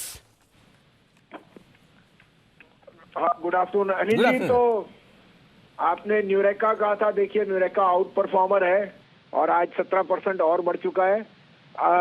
हेलो, बढ़िया, जबरदस्त सर, यस, आज भी 300 रुपए ऊपर है। अनिल जी, आपने ये कहा था अभी ओएनजीसी और ऑयल में स्पाइक आई, तो बता दूं आज सीपीएसई ईटीएफ में कुछ चेंजेस हैं। रिलायंस में जो आपका राइट इशू था वो लिस्ट हो गया, तो there is some change in the indices. इस कारण से स्टेट बैंक की वेटेज थोड़ी सी कम हुई है बिकॉज ऑफ जो उसका मार्केट कैप बढ़ा है, और कुछ और बैंकों में इंडसइंड जैसे में बाइंग आई है। तो this is all about index weightage जो चेंज हुई है। मैं अभी भी बोलता हूँ 2500 जाएगा न्यूरेका। मैं अपडेट ये भी दे दूं कि आपको मैंने सुबह से कहा था, आपने मुझसे बॉश की ओपिनियन पूछी थी, 16,400 था, 17,150 बिक गया वो। और अगर कल ये स्नैप में चेंज आया जीएसटी का, तो autos will be the biggest beneficiaries, और ऑटो को चाहिए भी है क्योंकि उनका बूस्ट भी है, उनके सप्लाई में सामान है। तो I continue Amar Raja and Motherson will be the stars along with Bosch. एक अब आपके लिए एक कैश का शेयर है जो मैं फिर रिकमेंड करना चाहता हूं, जो 2022 का स्टार हो सकता है। और उसके अलावा मैं आपको 2 पिक्स और दूंगा जो मेरे को लगता है नेक्स्ट वीक में इस सीरीज में बहुत बढ़िया होंगी। आप कहें तो मैं शुरू करूं? बताएं सर, कैश वाले स्टॉक से करें शुरुआत। तो इस शेयर का नाम है सर अनुपम रसायन। It is the largest life science related speciality play. ये एपीआई, कंपाउंड, कॉन्ट्रैक्ट और एग्रोकेमिकल की स्पेशलिटी केमिकल बनाता है।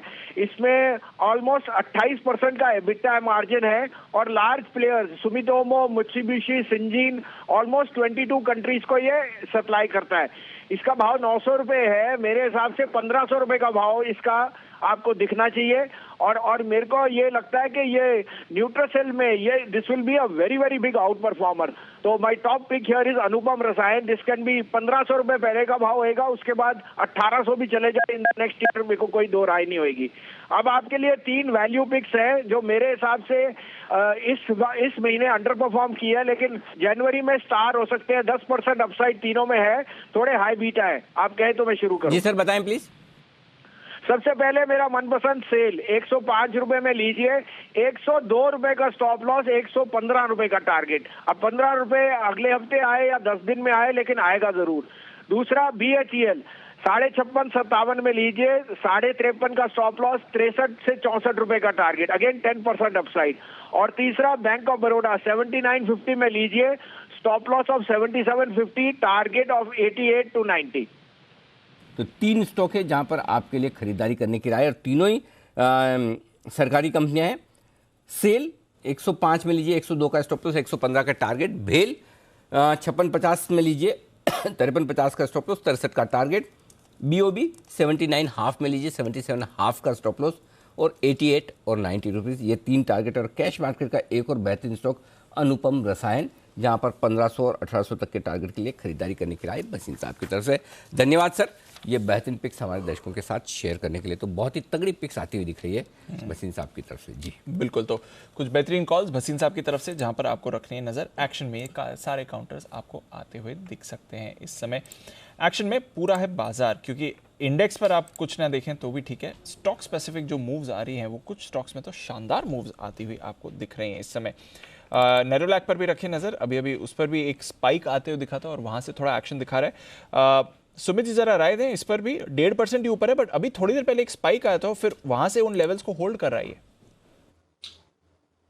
साइडवेज काउंटर है दीपांशु, थोड़ा सा बाउंस बैक पुल बैक जरूर देखने को मिल सकता है स्टॉक के अंदर। यहाँ से 15 से 20 रुपए तक का मूव ऊपर की तरफ देखने को मिल सकता है। कोई बड़ी चाल नहीं समझ में आ रही है और कोई बड़ा मूव चार्ट्स को देख के लग भी नहीं रहा कि आएगा, लेकिन हाँ 15 से 20 रुपए का pull back bounce back CMP से जरूर देखने को मिल सकता है। ऊपर में कंसाई नेरोलैक 590 से 600 रुपए तक का मूव दिखा सकता है, तो 15-20 रुपए के मूव के लिए पोजीशन होल्ड कर सकते हैं।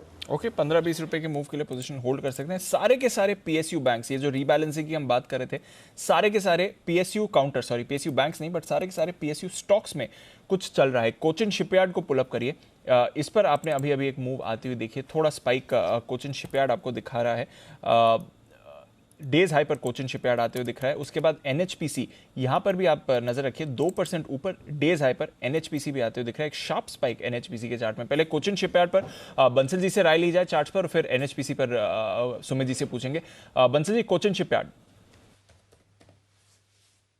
देखिए दीपांशु, कोचिन शिपयार्ड का टेक्निकल स्ट्रक्चर बढ़िया है, और जिनके पास है दीपांशु होल्ड करना चाहिए। एक नेकलाइन टूटी है यहाँ 350 की, एक नेकलाइन को तोड़ा है, तो खरीदारी की राय है। 358 के लेवल्स मुझे लगता है कल फर्स्ट हाफ तक देखने को मिलेंगे, तो कोचिन शिपयार्ड खरीदना चाहिए। और दीपांशु, इसके साथ साथ गुजारिश है, अगर कोई कतार में हमसे आगे नहीं है तो पिक ऑफ द डे के बिगुल की गुजारिश है। पिक ऑफ द डे के बिगुल की गुजारिश है। सर 1 मिनट में आपके पास आता हूँ, एक जरा NHPC पर कॉल ले लें, क्योंकि उस पर भी अच्छा स्पाइक आ रहा है। और सुमित जी, आप कई बार रेकमेंड भी कर चुके हैं NHPC, क्या करना है इस पर? बिल्कुल दीपांशु, स्पाइक आ रहा है और पिछले 7 दिनों के हायर लेवल्स पे आ चुका है। 31.50, 31.80 के आसपास अभी ट्रेड कर रहा है। स्टॉक के अंदर मोमेंटम और बनेगा। 33 रुपए से लेके 34.5 रुपए तक का मूव NHPC में बाउंस में देखने को मिलना चाहिए। नीचे में सपोर्ट 30 रुपए, 30.5 रुपए के आसपास है। पोजीशन होल्ड करें 33 से 34.5 के टारगेट्स के लिए। 33 से 34.5 के टारगेट्स के लिए पोजीशंस होल्ड करें। NHPC ये है काउंटर जो एक्शन में आ रहा है। आइए पिक ऑफ द डे का बिगुल राकेश जी, कुणाल जी के लिए।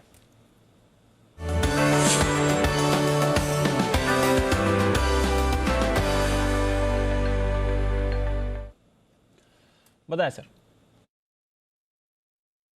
देखिए दीपांशु, कल परसों में सिमी जी ने कंप्लेंट करी थी कि आप बहुत जल्दी स्टॉक को पकड़ लेते हैं। सुमित जी ने कंप्लेंट करी थी, तो वो कंप्लेंट हमारी भी है। जो pick of the day stock है वो हमारा NHPC ही है, जिसके अंदर एक बड़ा रिवर्सल देखने को मिल रहा है। बड़ा रिवर्सल 31 रुपीज के ऊपर देखने को मिल रहा है।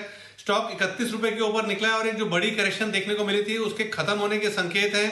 ऊपर में ये 34.5, 35 तक जाने का दमखम रखता है। तो NHPC है हमारा pick of the day. Over to Kunal ji.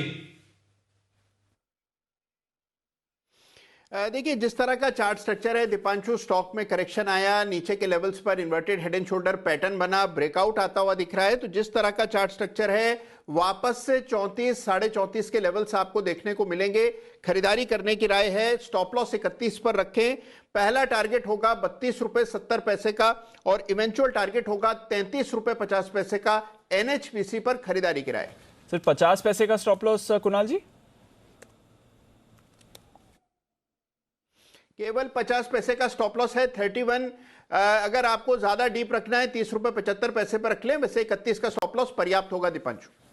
Okay, तो ये है आपके लिए एनएचपीसी पर 50 पैसा बहुत है। क्या कौन सा कैश के स्टॉक्स है और जहां पर खरीदारी करने की राय 32.70 पहला टारगेट है और 33.50 दूसरा। कैश मार्केट के स्टॉक्स में ही भरपूर एक्शन और ऐसे ही एक स्टॉक पर दमदार और एक्सक्लूसिव रिसर्च लेकर तैयार है वरुण दुबे।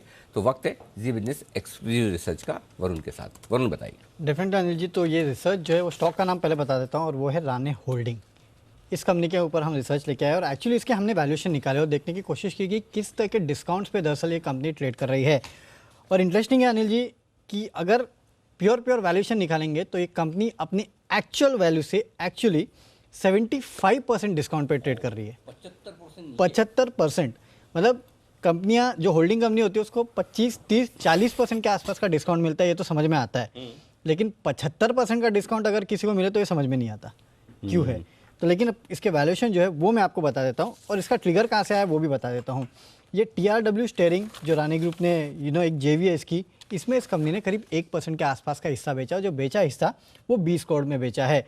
अगर उसकी वैल्यू आप निकालने जाएंगे तो वो निकल के आती है करीब 2000 करोड़ के आसपास की। इस कंपनी का 50% के आसपास का हिस्सा है, यानी कि 1000 करोड़ की वैल्यू जो है वो केवल TRW स्टीयरिंग सिस्टम की है, जो कि इस कंपनी की JV है, याद रखिएगा, होल्डिंग कंपनी नहीं है। दूसरी कंपनी इसकी जो है और एक वो है NSK स्टीयरिंग। NSK स्टीयरिंग में इस कंपनी का करीब 49% के आसपास का हिस्सा है। जापान की एक कंपनी के साथ ये JV है इस कंपनी की। उसकी वैल्यूएशन अगर आप निकालेंगे तो वो आती है करीब 1050 करोड़ के आसपास की। राणे मद्रास, राणे इंजन, राणे ब्रेक, ये 3 कंपनियों में इस कंपनी की होल्डिंग है। इन होल्डिंग्स का अगर आप हिस्सा निकालने जाएंगे तो ये आता है करीब 1000 करोड़ के आसपास का। तीनों का अगर आप मिला दे तो निकल के आता है 3000 करोड़ के आसपास की। सिर्फ एक कंपनी है T4U प्राइवेट लिमिटेड, जो कि इस कंपनी की सब्सिडरी कंपनी है, जिसमें इस कंपनी का 70% हिस्सा है, वो लॉस मेकिंग है। राणे होल्डिंग अमेरिका और राणे होल्डिंग यूरोप जो है वो भी प्रॉफिट मेकिंग है, लेकिन क्योंकि अनलिस्टेड कंपनी है इसके लिए इनके वैल्यूएशन आप निकाल नहीं सकते। लेकिन हाँ, प्रॉफिट मेकिंग है तो जाहिर सी बात है कुछ वैल्यू तो ज़रूर होगी। तो कुल वैल्यू पर शेयर निकल के आती है 2170 रुपये प्रति share. Stand alone book value अगर निकालेंगे आप राणे होल्डिंग की तो ये आती है 350 रुपये की। टोटल वैल्यू पर शेयर आती है करीब 2500 रुपये के आसपास की। लेकिन क्योंकि ये होल्डिंग कंपनी है, इसके अलावा आप इसको 30, 40, 50% का भी डिस्काउंट दे देंगे तो भी इसकी फेयर वैल्यू जो है वो करीब 1100 रुपये के आसपास आती है। आप लॉस मेकिंग को भी 100 रुपये निकाल दीजिएगा तो भी ये स्टॉक जो है करीब 600, 650 के आसपास ट्रेड कर रहा है। वहाँ से भी अनिल जी कम से कम 350 रुपये के आसपास का कम से कम फेयर वैल्यू अपसाइड डिस्काउंट में। माय गॉड, 50% गजब की अंडर वैल्यूएशन है। हाँ इतनी वैल्यू है राणे होल्डिंग, इतनी वैल्यू है राणे होल्डिंग में। और ट्रिगर जो है वो ट्रिगर क्या है? ट्रिगर अनिल जी, ये TRW में इन्होंने जो हिस्सा बेचा सिर्फ 1% ZF स्टीयरिंग को सिर्फ 1% हिस्सा बेचा 20 करोड़ में। और TRW के अगर आप रेवेन्यू देखेंगे तो वो भी करीब 1000 करोड़ के आसपास की है। अच्छा, इतनी बड़ी कंपनी? हाँ, अच्छी खासी है। और एक इसकी JV है NSK स्टीयरिंग करके, एक जापान की कंपनी के साथ JV है और ऑलमोस्ट सेम प्रॉफिट और सेम रेवेन्यू जो है वो क्लॉक करते हैं। इनफैक्ट NSK तो बेटर प्रॉफिट क्लॉक करती है TRW से। तो उसके अगर आप सेम वैल्यूएशन भी अगर आप दे दें तो 1000 करोड़ की तो वही है, डीप वैल्यू वाला। हाँ, तो ऐसे अगर वैल्यूएशन निकालने जाएंगे तो 2170 रुपये प्रति शेयर आता है। लेकिन हाँ, क्योंकि होल्डिंग कंपनी है तो आप डिस्काउंट दे सकते हैं, लेकिन होल्डिंग कंपनी को भी ज़्यादा से ज़्यादा 30 से 40% डिस्काउंट मिलता है। 75% डिस्काउंट पे कोई ट्रेड नहीं करता। तो काफ़ी ज़बरदस्त डिस्काउंट पर है और इस लिहाज से यहाँ से भी एक बड़ी अपसाइड राणे होल्डिंग्स में बन सकती है। ये डेटा साफ दिख रहे हैं। आइए राणे होल्डिंग्स, मुदीत जी चार्ट देखिए इसके जरा।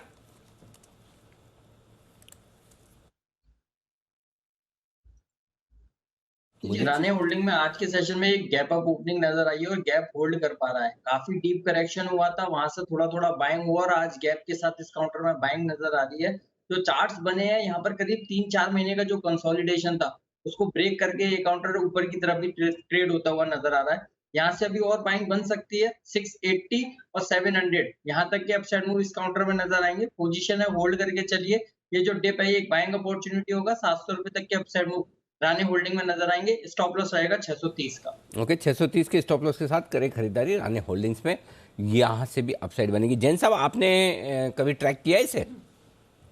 हाँ, देखिए मैंने इस ग्रुप का एक स्टॉक है राने ब्रेक लाइनिंग्स, वो मैंने जैन साहब के जेम्स में भी दिया था, टारगेट भी अचीव हुआ। और इस देखिए ये बहुत अच्छी रिसर्च है इनफैक्ट, और ये होल्डिंग कंपनीज को बहुत ज्यादा डिस्काउंट, जनरली 40-50% एक बहुत बड़ा डिस्काउंट होता है, वो भी बहुत अच्छे से वरुण जी ने समझाया, और ये बड़ा डिस्काउंट है। तो मुझे लगता है देखिए बस जनरली यही है रीजन कि ऑटो इंसुलरी स्टॉक्स और ऑटो स्टॉक्स में थोड़ा माहौल बहुत ज्यादा अनुकूल नहीं है, इसलिए सारे करेक्टेड भी, और इनके सारे स्टॉक्स काफी करेक्टेड है। तो कोई भी अगर एक दो स्टॉक चल जाए तो मुझे लगता है जैसा ये 20 करोड़ वाली जो न्यूज है, तो ऐसे ही एक अच्छा खासा बूस्ट आ सकता है। तो मुझे तो ये होल्डिंग कंपनीज बहुत बढ़िया लगते हैं। इवन मैंने महाराष्ट्र स्कूटर्स भी किया हुआ है, बीबीटीसी भी किया हुआ है, इवन एचडीएफसी लिमिटेड मेरी फेवरेट कंपनी जो कि अच्छी खासी एक होल्डिंग कंपनी भी, और साथ में एचएफसी भी है, हाउसिंग फाइनेंस कंपनी।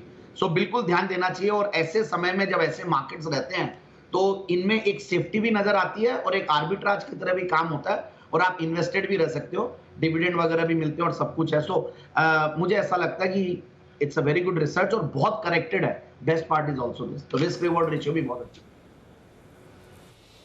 बिल्कुल, तो करेक्टेड स्टॉक है, रिस्क रिवॉर्ड रेशियो भी अच्छा बैठ रहा है, और जैसा वरुण ने बताया बड़ा वैल्यूएशन अपसाइड बन सकता है। यहाँ से 50% की अंडर वैल्यूएशन काउंटर में आपको आती हुई दिख रही है, तो रानी होल्डिंग्स पर रखनी है आपको नजर। आज वैसे 10% ऊपर है काउंटर पर, नजर रखिए। एक कॉल जो आ रही है श्रीकांत जी की तरफ से, बिगुल उनके लिए BTSTD का।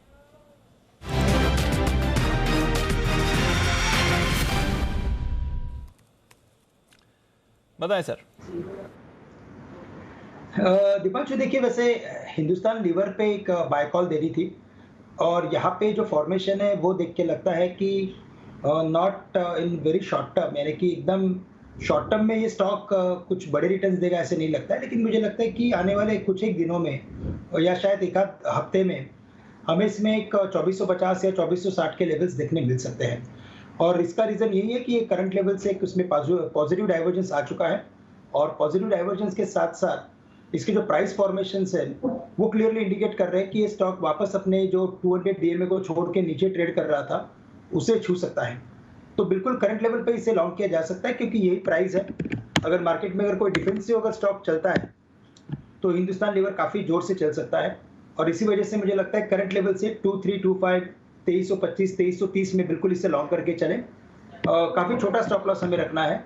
हम यहाँ पे स्टॉप लॉस रखेंगे 2280 का, और टारगेट्स रखेंगे 2450-60 के लिए। तो थोड़ा पोजिशनल कॉल है, BTST कॉल नहीं है, लेकिन मुझे लगता है current level is a right level to buy. तो ये है आपके लिए। HUL बाजार के दिग्गज पर खरीदारी कर रहा है और डेज हाई पर स्टॉक ट्रेड भी करते हुए दिख रहा है, तो यहां पर आपको एक्शन बनते हुए दिखेगा। HUL अच्छे एक्शन में आ रहा है, पर दूसरी तरफ एक काउंटर है जिस पर आपको रखनी है नजर, और वो है RBL बैंक। जरा इसके चार्ट को पुल अप करिए। डेज लो पर है क्योंकि 10% का वायदा बाजार में निचला सर्किट इस पर लग चुका है। लोअर सर्किट वायदा बाजार में 10% का RBL बैंक। ऑलरेडी हम जानते हैं 2 दिन पहले जो खबर आई थी उसका रिएक्शन स्टॉक पर था, पर कुछ और भी डिटेल्स हैं, कुछ और भी बाजार की चिंता या दबाव की वजह बन रही हैं। आइए इसके बारे में एक बार देवांशी के साथ जानते हैं। देवांशी, बताइए क्या चल रहा है RBL में? बिल्कुल, आप देखिए आज काफ़ी सारी न्यूज़ रिपोर्ट सजेस्ट करती हुई दिख रही थी कि बैंक ने एक 300 करोड़ का लोन दिया था। हालांकि ये जो लोन उन्होंने सैंक्शन किया था वो कंसोर्शियम में दिया था, and RBL bank one of those players थे जिन्होंने ये लोन को सैंक्शन किया है। लेकिन 300 करोड़ का जो लोन था उनको सैंक्शन किया था, और उसके साथ ही दिन में हमने देखा इस लोन को राइट ऑफ भी कर दिया था, और इसी के चलते काफ़ी ज़्यादा चिंता की बात होती हुई दिख रही है। और इसके चलते हम देख रहे हैं कि माना जा रहा है कि जो RBI में जो एडिशनल डायरेक्टर को नियुक्त किया है, वहाँ से जो एडिशनल इन्फॉर्मेशन है RBL बैंक की वो लेने के लिए एडिशनल डायरेक्टर को यहाँ पे नियुक्त करने की बात की जा रही है। और ये सिर्फ रिपोर्ट सजेस्ट कर रहे हैं। ये जो लोन है वो 2018 में ओवरऑल कंसोर्शियम ने सैंक्शन किया था, लेकिन साथ ही दिन में इसको राइट ऑफ कर दिया था, और अब उसकी जो डिटेल्स हैं वो लाने के लिए एडिशनल डायरेक्टर को नियुक्त कर दिया गया है। ओवरऑल जो रिपोर्ट सजेस्ट कर रही है ये जो लोन है वो सीसीडी की थी, क्योंकि हमने पहले भी देखा था 2018 में जब सीसीडी में जो हादसा होता हुआ दिखा था, और उसके बाद जितने भी काफ़ी सारे एम्प्लॉयज़ थे आरबीएल बैंक के, उन्होंने इस शेयर को बेचा भी था क्योंकि कंसर्न्स बहुत ज़्यादा बनते हुए दिख रहे थे। इसके अलावा काफ़ी सारे अनसिक्योर्ड लोन्स भी हैं जिन पर काफ़ी ज़्यादा चिंता बनती हुई दिख रही है। हालांकि आरबीआई ने ये ज़रूर मेंशन किया है कि जो डिपॉजिटर्स हैं उनको चिंता करने की कोई बात नहीं है, लेकिन इसी चिंता के चलते हम देख रहे हैं आरबीएल बैंक में आज भी इतनी बड़ी गिरावट देखने मिल रही है। सिर्फ रिपोर्ट से दीपांशु, तो इसको हमने वेरीफाई नहीं किया है क्योंकि बैंक की तरफ से कोई क्लैरिफिकेशन अब तक आया नहीं है। फिलहाल रिपोर्ट ये सजेस्ट कर रही है कि पॉसिबल रीजन हो सकता है जिसकी वजह से आरबीआई का एक्शन आया है। इसकी कॉन्फर्मेशन का इंतजार करेंगे। सर 10% नीचे आरबीएल बैंक, हालांकि वायदा कारोबार के बैन में है, तो बड़ा इसी वजह से शायद, क्योंकि बेसिकली इस स्टॉक में तो सारे लॉन्ग ट्रैप है जी, सबने खरीदा ही है, बेचा तो किसी ने है नहीं। और जिस तरह से गिरा वो पिछले वीकेंड के डेवलपमेंट के बाद, तो किसी को बेचने का मौका मिला नहीं। उसी दिन से मंडे से बैन में चला गया, ट्यूसडे से जी। तो मेरे ख्याल से आज लॉन्ग अनवाइंडिंग, या तो अब आपके पास में ऑप्शन क्या है, या तो आप पोजीशन बेचो या delivery low. So I am sure, और आमतौर पे आरबीएल में रिटेल ट्रेडर्स ही हैं जिनकी लॉन्ग पोजीशन होगी। सो वही हो रहा है एक्चुअली, थोड़ा टेक्निकल एडजस्टमेंट है। कारण भले जो हम जो लोन्स वगैरह के बता रहे हैं ये तो पहले से पता है, इसमें ऐसा नहीं कि नया बहुत कुछ है, बिल्कुल पहले से पता है। तो आज का ये 10% नीचे का, और ये इतनी बड़ी खबर नहीं कि जिसकी वजह से 10% गिर जाए। तो आई थिंक वो टेक्निकल रीजंस है कि एक्सपायरी रिलेटेड और बैन में है, रोल ओवर आप कर नहीं सकते, वैसा इम्पैक्ट आ रहा है काउंटर पर, बिल्कुल आ रहा है। तो आरबीएल इसी, आईबुल हाउसिंग भी आप देखिए 3% नीचे आज। जो जहाँ लॉन्ग्स हैं वहाँ पर थोड़ी समस्या है, क्योंकि आप या तो डिलीवरी लीजिए या फिर लॉन्ग छोड़ दीजिए, उसी का इम्पैक्ट। थोड़ा एक्सपायरी रिलेटेड एडजस्टमेंट्स भी इन काउंटर्स में आपको दिख रहा है, बट वो खबर भी है आरबीएल बैंक में। आइए एक कॉल सुमित जी दे रहे हैं, बिगुल सुमित का सुपर हिट।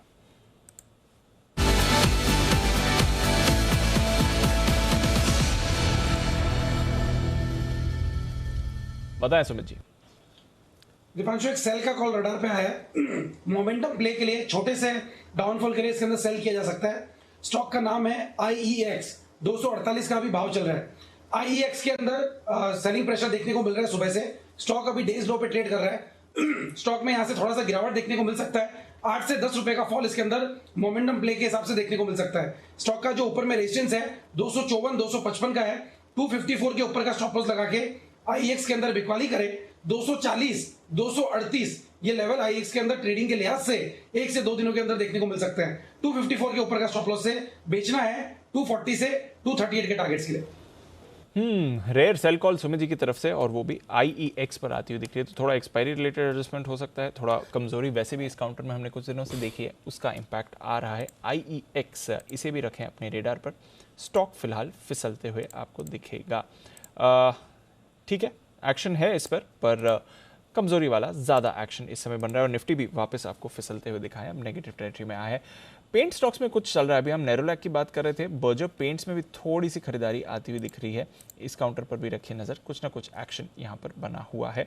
कैडिला हेल्थ, इस पर आज सुबह बात हो रही थी और स्टॉक थोड़े पॉजिटिव मोमेंटम में आते हुए दिखेगा। वागले साहब की पिक थी सुबह। वागले साहब, कोई रिविजन कैडिला हेल्थ के कॉल पर? अच्छी मूव दिखा रहे हो, डेज हाई के करीब ट्रेड करते हुए। दीपांशु, मेरा मानना है ये 480 के ऊपर अगर सस्टेन करता है तो ये 500 की तरफ की पोजिशनल मूव की शुरुआत है, तो मुझे बहुत ही अच्छा लग रहा है। आज का अगर 480 के ऊपर क्लोज होता है, मैंने 477 के आसपास बाई दिया था, तो उसमें मैं मेंटेन करता हूँ, इसमें बने रहे। आपका स्टॉप लॉस 475 का होना चाहिए, और 3 से 4 दिन या मे बी नेक्स्ट वीक आपको नियरिंग 500, 495, 498 के लेवल्स मिलने चाहिए। ओके, तो 495, 498 के लेवल्स इसमें आपको आते हुए दिख सकते हैं। नज़र रखिए कैडिला पर, एक फार्मा थीम जो सुबह हम आइडेंटिफाई कर भी रहे थे, और इस पर आपको मूव भी आती हुई दिख रही थी। मूव आ रही है NBCC में फिर से, कल से वायदा कारोबार का हिस्सा होगा, उससे पहले थोड़ी खरीदारी दिखाता हुआ ये काउंटर। श्रीकांत जी, जरा NBCC का चार्ट देखें सर, क्या चल रहा है इस पे? बिल्कुल दीपांशु, इनफैक्ट पिछले कई दिनों से और हफ्तों से इसमें कंसोलिडेशन चल रहा है, और उसी कंसोलिडेशन के रेंज के अंदर ये काफी वक्त गुजारने के बाद अभी एक शॉर्ट टर्म ब्रेकआउट में कन्वर्ट हो रहा है। तो एक अच्छे फॉल के बाद बॉटम में एक ट्रायंगल फॉर्मेशन बनाने के बाद अगर उसमें अगर रैली अगर आ रही है, तो हमें लगता है कि स्टॉक थोड़ा और परफॉर्म कर सकता है। तो करंट लेवल से 4580, 4575 के करीब अगर आप देखें तो पोजिशनल बेसिस पे इसे बाय किया जा सकता है। टारगेट्स हमें नजर आते हैं 55 के, 55 रुपए के, 56 रुपए के टारगेट्स नजर आ रहे हैं। और अगर स्टॉप लॉस रखना है तो यहाँ पे हम 40 रुपए का स्टॉप लॉस रख सकते हैं। लेकिन मुझे लगता है कि ये एक पोजिशनल बेट है, तो करंट लेवल से इसे होल्ड कीजिए या तो बाय कर लीजिए और आने वाले कुछ हफ्तों तक इसे पकड़ के रखिए। तो ये है आपके लिए राय एनबीसीसी पर, जहां पर आपको रखनी है नजर रखनी है एनबीसीसी जैसे काफी सारे और पीएसयू काउंटर्स पर, क्योंकि पीएसयू काउंटर्स में और चुनिंदा पीएसयू काउंटर्स में तो आपको एक बड़ी मूव आती हुई दिख रही है।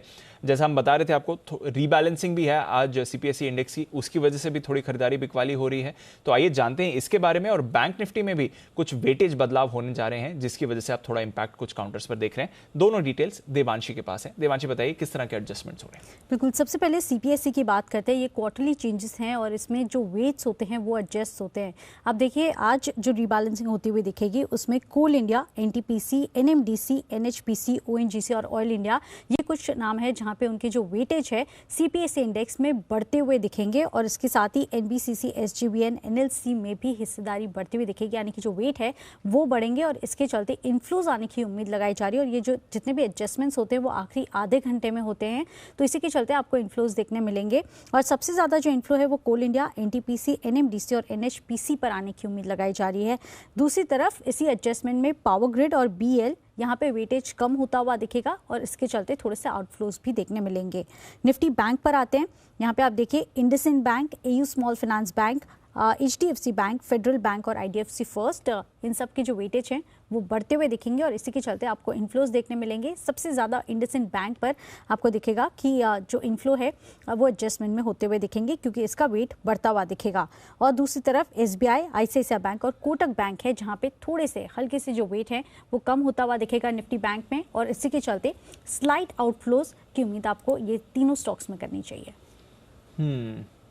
तो ये कुछ काउंटर्स हैं बैंक्स के, जहां पर आपको कुछ आउटफ्लोज की उम्मीदें करनी चाहिए। इस बीच आरबीएल बैंक की बात चली रही थी, 38 लाख शेयर्स के कई सौदे इस पर होते हुए दिख रहे हैं। तो ये इंटरेस्टिंग कुछ मूव्स आ रही हैं आरबीएल बैंक में, जहां पर आपको थोड़ा एक्शन होते हुए दिख रहा है। जय भी कुछ डेटा भेज रहे हैं। जय ने कितना बताया, कितने लॉन्ग्स हैं? जय देखिए, वो भी ये कह रहे हैं कि अभी भी काफ़ी लॉन्ग्स हैं, ऑलमोस्ट 1.5 करोड़ से ऊपर हैं। 1.5 करोड़ शेयर जो थोड़े से ऊपर हैं, हम कंफर्म कर रहे हैं अभी कि जिस तरह से ओआई बिल्डअप होता हुआ दिख रहा था और अभी भी जो शेयर्स हैं वो जो लॉन्ग्स थे वो स्टैंडिंग है, तो अभी भी इस पर थोड़ा सा प्रेशर आ सकता है। तो ये है आपके लिए आरबीएल बैंक, जिसमें थोड़े लॉन्ग्स ट्रैप्ड हैं, उसका भी इंपैक्ट आ रहा है। 38 लाख शेयर्स के सौदे हो रहे हैं, खबरें भी आ रही हैं, और ये पूरे हफ्ते आप देखिए तो आरबीएल बैंक के लिए काफ़ी खराब आपको एक्शन दिखा है। हफ्ते की शुरुआत से ही वीकेंड को खबर आ गई थी, उसके बाद मंडे को शार्प रिएक्शन था, फिर थोड़ा स्टेबल हुआ स्टॉक और उसके बाद और गिरावट आपको ये दिखाते हुए करीब 25% की गिरावट इस हफ्ते काउंटर ने देख ली है। ये है आपके लिए आरबीएल बैंक का एक्शन। कुछ और स्टॉक्स, बीईएल एक और पीएसयू काउंटर जो अभी अभी थोड़ा मूवमेंट आपको दिखा रहा है, खरीदारी हो रही है, देखते हैं इस पर क्या राय बनेगी।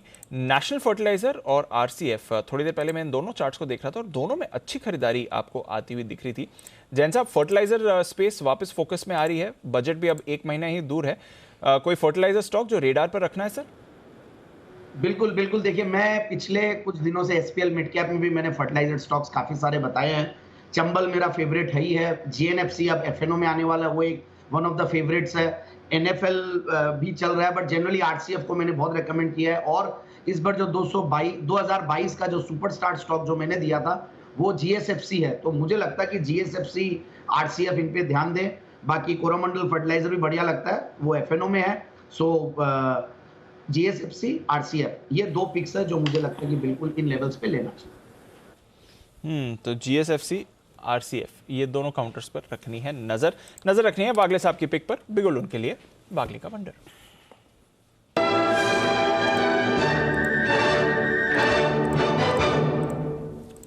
बताएं सर। दीपांशु, हमने ये क्लाइंट्स को भी दिया है, बीटीएसटी स्टॉक है कोफोर्ज, 5865 के आसपास का करंट भाव है। मेरे को लगता है ये 6000 की तरफ की मूव की शुरुआत है, जो मुझे लगता है कल के दिन में ही आ सकता है। आपका स्टॉप लॉस 5830 का होना चाहिए, 40 रुपए नीचे, और ऑन द अपसाइड 6000 का टारगेट मुझे लगता है कल के दिन में आना चाहिए। 6000 रुपए तक कोफोर्ज के जाने की संभावना, खरीदारी करने की राय वागली साहब की तरफ से। बिल्कुल सुमित जी के लिए, सुमित का सुपर हिट है तैयार।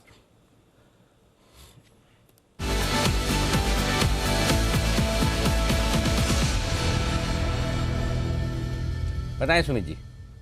अनिल जी, बाय का स्टॉक है 63 रुपया 5 पैसा अभी भाव चल रहा है। स्टॉक का नाम है NLC India. NLC India recent के स्विंग हाई स्टॉक ब्रेक कर रहे हैं, नीचे में डबल बॉटम बना है, 200 डीएमए लेवल्स को टेस्ट करके इसने रिबाउंड किया है और रिसेंट के स्विंग हाई को ब्रेक कर रहा है। एनएलसी इंडिया में यहां से मोमेंटम बनेगा, 68 रुपए का पहला टारगेट बनेगा, 72 रुपए का दूसरा टारगेट बनेगा। 59 रुपीज के स्टॉप लॉस से एनएलसी इंडिया में खरीदारी करें 68 रुपए से 72 रुपए के टारगेट्स लिए। सारी सरकारी कंपनी में एक्शन पूरा हो चुका है ना। जो वेटेज का बदलाव हो रहा है सीपीएससी में, उसके चलते एक एक करके एनएलसी, एनएचपीसी और उसमें से भी स्पेशली पावर वाली कंपनियां जो है वो ज़्यादा रडार पर आती हुई दिख रही। तो यहाँ पर एक्शन भरपूर है आज के सेशन में। ओके, ऑयल इंडिया 7.5%, 8% ऊपर। कोई लेता नहीं ना, कोई लेता किसी एक दिन कोई लेने आता तो ये हाल होता है। एक साल की गेन आज हो गई इसमें। जेके सीमेंट में क्या हो गया? कल बहुत गिरा था ना। हाँ, परसों आई थिंक कल परसों गिरा। हाँ, और आज पूरा रिकवर होकर एक्टिव हो रहा है। गजब ही है। एफएनओ स्टॉक है ना ये भी। जेके सीमेंट 3-3.5% मजबूत है, 3300 रुपए के आसपास। श्रीकांत जी जरा चार्ट देखेंगे इसके। बिल्कुल, अगर सीमेंट की बात करें तो हमें ये पूरे सेक्टर में ऐसे लगता है कि जो फॉल है वो थम सा गया है और काफी अच्छा सपोर्ट ओवरऑल इस सेक्टर में आ रहा है। आप श्री सीमेंट देखें या अल्ट्राटेक सीमेंट देखें और जेके सीमेंट की जैसे भी आपने बात की, इनफैक्ट यहाँ पे 200 डेज के जो सिंपल मूविंग एवरेज के जो लेवल्स थे उसी के काफी नजदीक आ गया था ये कल के दिन में, और आज वहां से उसमें एक रिबाउंड बना है। तो जेके सीमेंट तो बिल्कुल मुझे लगता है कि करंट लेवल से लॉन्ग करके चले, 3300 के करीब ट्रेड कर रहा है। स्टॉप लॉस थोड़ा बड़ा रखना पड़ेगा क्योंकि मार्केट वॉलेटाइल है। तो 3170 जो आज के इसके लोज थे उसे हम एज ए स्टॉप लॉस पकड़ के चलते हैं, बट चूंकि इसका ट्रेंड अभी भी काफी स्ट्रांग है तो हमें लगता है कि ये स्टॉक वापस एक बार 3500 या 3600 के लेवल्स भी दिखा सकता है। तो करंट लेवल से इसे लॉन्ग करके चले 3180 के 3170 के स्टॉप लॉस के साथ। ओके, तो ये है आपके लिए राय जेके सीमेंट पर। 2 दिनों से थोड़ा वॉलेटाइल रहा है पर आज एक अच्छी रिकवरी इस काउंटर पर आती हुई दिख रही है। पर एक स्टॉक जब से हुई है इसकी लिस्टिंग जबरदस्त एक्शन में रहा है और वो है सुप्रिया लाइफ साइंसेज। आज का चार्ट पुल अप करिए, 11% ऊपर आपको दिख रहा है। अपने लिस्टिंग से भी करीब 30% की तेजी ये काउंटर ऑलरेडी दिखा चुका है। सुप्रिया लाइफ सर, लिस्टिंग भी अच्छी हुई थी और उसके बाद जो बाकी 2 दिनों का एक्शन रहा है वो भी भरपूर है इस काउंटर में, और आपने इस पर राय भी दी थी पॉजिटिव। सुप्रिया लाइफ साइंसेज एक बार फिर से कमाल करता हुआ सर आज ट्रेड में। दीप अब इतना बढ़ गया अब तो कुछ ज़्यादा ही है। मेरे ख्याल से फ्रेश खरीदारी तो अब इस लेवल पे नहीं बनती। 274 रुपये की इशू प्राइस थी, तो लगभग दुगुना होता हुआ दिख रहा है। तो मेरे ख्याल से है तो आप ट्रेलिंग स्टॉप लॉस के साथ होल्ड करें क्योंकि कंपनी तो अच्छी है, लेकिन वैल्यूएशंस के लिहाज से अब शायद मेरे ख्याल से जगह थोड़ी कम है। मतलब रिस्क रिवॉर्ड रेशियो फेवरेबल नहीं, तो थोड़ा करेक्शन आए तब खरीदा जाए। करेक्शन अच्छी बात क्या है दीप की सारे स्टॉक्स करेक्शन देते हैं, ऐसा नहीं कि नहीं दे रहे हैं। आप सारे आईपीओ वाले स्टॉक्स देखिए, जिनमें नीचे लिस्टिंग हुई वो बढ़ गए, जिनमें ऊपर लिस्टिंग हुई वो नीचे आ गए। आप देखिए मैप में इंडिया, लिस्टिंग नीचे हुई तो कैसे बढ़ गया, एकदम आराम से फर्स्ट क्लास हो गया। बिल्कुल ऐसा कई सारे स्टॉक्स हैं जो लिस्टिंग के बाद बढ़िया एक्शन में आए हैं। तो मेरे ख्याल से HPADS में नीचे के बाद ऊपर का भी सर्किट, क्या बात है। 350 पे नीचे का सर्किट था और 387 पर ऊपर का सर्किट, गजब है।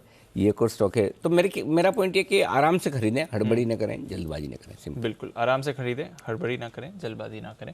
ये है आपके लिए HP एडेसिव्स। आज सुस्त था पर एक्शन में आ रहा है। जैन साहब ट्रैक करते हैं सुप्रिया लाइफ साइंसेज, जहाँ पर अच्छा एक्शन आ रहा है और भी लिस्टिंग्स आपको अच्छी परफॉर्म करते हुए दिख रही हैं। आज हमने एमटा टेक्नोलॉजी से भी बात करी जो इस साल का शानदार IPO रहा है अमंगस्ट ऑल दी अदर्स। कोई राय सर? नहीं, बिल्कुल सुप्रिया लाइफ साइंसेज का तो मैं अनिल जी के कमेंट्स भी सुन रहा था और हमने मैनेजमेंट को भी सुना, कल भी शायद मैनेजमेंट था। बहुत ही गजब की कंपनी है एंड मुझे लगता है कि देखिए जो लिस्टिंग है उसमें भी दिख ही रहा है, और ओवरऑल ये जो नए IPOs आए हैं इनको तो बहुत बिल्कुल ट्रैक करते हैं। HP एडेसिव्स क्योंकि एक छोटा IPO था तो बहुत ज़्यादा रिकमेंडेशन नहीं थी, बट फिर भी adhesives as a business I am very bullish. मुझे लगता है कि काफ़ी अच्छा सेगमेंट है, जो कि और भी बहुत सारी स्टॉक्स है इस सेगमेंट में जो कि ऑलरेडी बहुत अच्छा कर रहे हैं। हमें दिखता ही है पीडीलाइट किस तरीके से परफॉर्म कर रहा है, और भी 2-3 है जिनको मैं जैन साहब के जेम्स में नहीं दे पा रहा हूं, बट छोटी कंपनियां निखिल एडेसिव्स बोल के भी है, ज्योति रेजिन्स बोल के भी है, शायद ये भी पीयर्स में आते होंगे। और बाकी एमटार तो देखिए जून की 30 तारीख को मैंने पहली बार जैन साहब के जेम्स फोन पे किया था और मुझे याद रहेगा हमेशा, और उस दिन ये उस स्टॉक 18-19% चला था और गजब का रेस्पॉन्स मिलता है। ये स्पारस डिफेंस हो या डेटा पैटर्न्स हो या एमटार हो, ये जो भी डिफेंस रिलेटेड जो स्टॉक्स या आईपीओज आए हैं, इनको बहुत गजब का रेस्पॉन्स मिला है। So these are some of the companies जो न्यू एज कंपनीज के जो आईपीओज आए हैं, उनसे तो मुझे बहुत डर लगता है, बट ये जो एक ट्रेडिशनल और एक रेगुलर अच्छे बिजनेस करने वाली कंपनियां है, इन पे तो बिल्कुल ध्यान देना चाहिए। और जब भी ये नीचे आए, एक जो भी ये बस खत्म होने के बाद, तो बिल्कुल लेने की कोशिश करनी चाहिए। और कल तो नए आईपीओज का दिन था, एक्चुअली ऑल द स्टॉक्स पिछले 1-2 दिनों में बहुत गजब चले। बिल्कुल, आईपीओस का तो अच्छा समय रहा ही है और ज़बरदस्त परफॉर्मेंस रही है। इस बीच ग्रेफाइट इंडिया, जिस पर हम थोड़ी देर पहले शो पर बात कर भी रहे थे, 20% के सर्किट पर आ चुका है। Done for the day graphite India इस समय शानदार एक्शन इस स्टॉक पर आया। ये हफ्ता अच्छा रहा है ग्रेफाइट के लिए, एचईजी के लिए, फिलिप्स कार्बन, रेन इंडस्ट्री कल से वायदा कारोबार में हिस्सा बनने वाला है, वहाँ पर भी आपको इस हफ्ते अच्छे गेंस आते दिखें। तो ये कुछ स्टॉक्स हैं जो मोमेंटम में है और आपको अपने रेडार पर रखने हैं। रेडार पर रखिए मोदी जी की कॉल, बिगुल उनके लिए BTSTT का।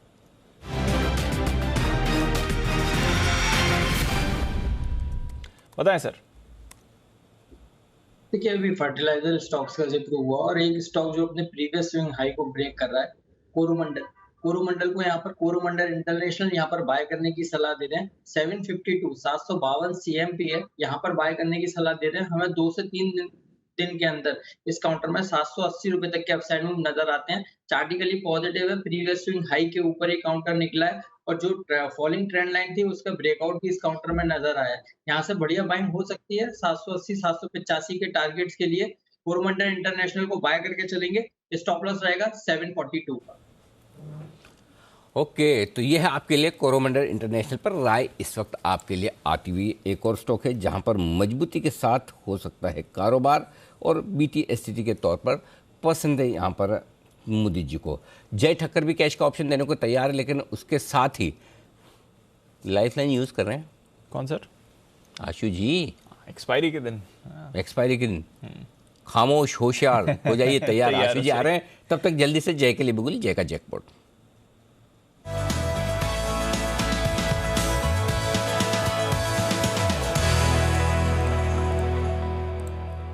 स्वागत है आपका जय, बनाए। Very good afternoon to you Anil ji. Morning में निफ्टी का कॉल दिया था, वहां से तो लगभग 65-70 पॉइंट का एक अपमूव हमें देखने मिला भी, और कॉल में भी एक अच्छा अपमूव हमें देखने मिला था। उसके बाद फिर से निफ्टी फ्लैट हो चुका है। अब मैं अनिल जी एक जो कॉल दे रहा हूँ वो है जैन सीरीज, मतलब नेक्स्ट वीकली एक्सपायरी का डेफिनेटली 34,800 का बैंक निफ्टी का कॉल ऑप्शन अनिल जी, जो ट्रेड कर रहा है अभी 611 पर। इसको खरीद कर चल रहा है अनिल जी। यहाँ पे स्टॉप लॉस वाइड है, बट देन रिस्क रिवॉर्ड मुझे ऐसा लग रहा है काफी बेहतर हो सकता है। तो यहाँ पे आपको स्टॉप लॉस लगाना होगा 319 का।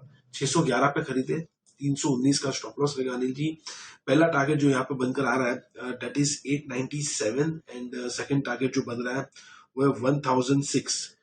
सो 897 1006, ये दो टारगेट्स के लिए आप 6 जनवरी का 34,800 का कॉल खरीदे बैंक निफ्टी का। मुझे ऐसा लग रहा है अनिल जी, आज कंफर्मेशन मिल रहा है, इनफैक्ट रेदर मैं कहूंगा कि बैंक निफ्टी के काफी अच्छे चांस है कि नेक्स्ट वीक में ये 34,800 34,500 की रेंज को होल्ड करेगा। इनफैक्ट 34,835 की रेंज होल्ड कर सकता है। एंड नेक्स्ट वीकली एक्सपायरी में काफी अच्छे चांसेस है अनिल जी कि ये हमें 35,700 से 800 तक के लेवल्स इमीडिएटली पहले दिखा दे और मे बी देयर आफ्टर 36,000। सो ये प्रोबेबिलिटी काफी अच्छी बन रही है जो हिसाब से डेटा निकल कर आ रहे हैं। आई थिंक रिस्क और पॉइंट ऑफ व्यू काफी अच्छा ट्रेड बनकर आ रहा है।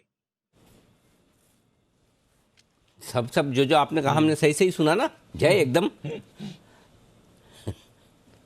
जी अनिल जी 35,700 800 और मे बी 36,000 वो अच्छा लगा सुन के।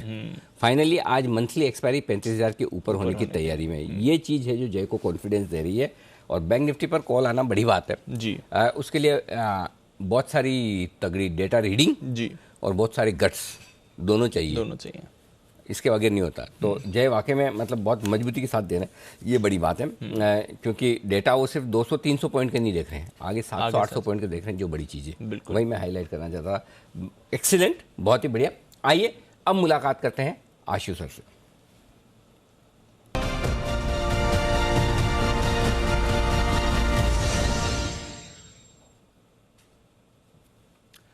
स्वागत है सर आपका। बताएं लाइफलाइन यूज करने की वजह और क्या करना चाहेंगे सर।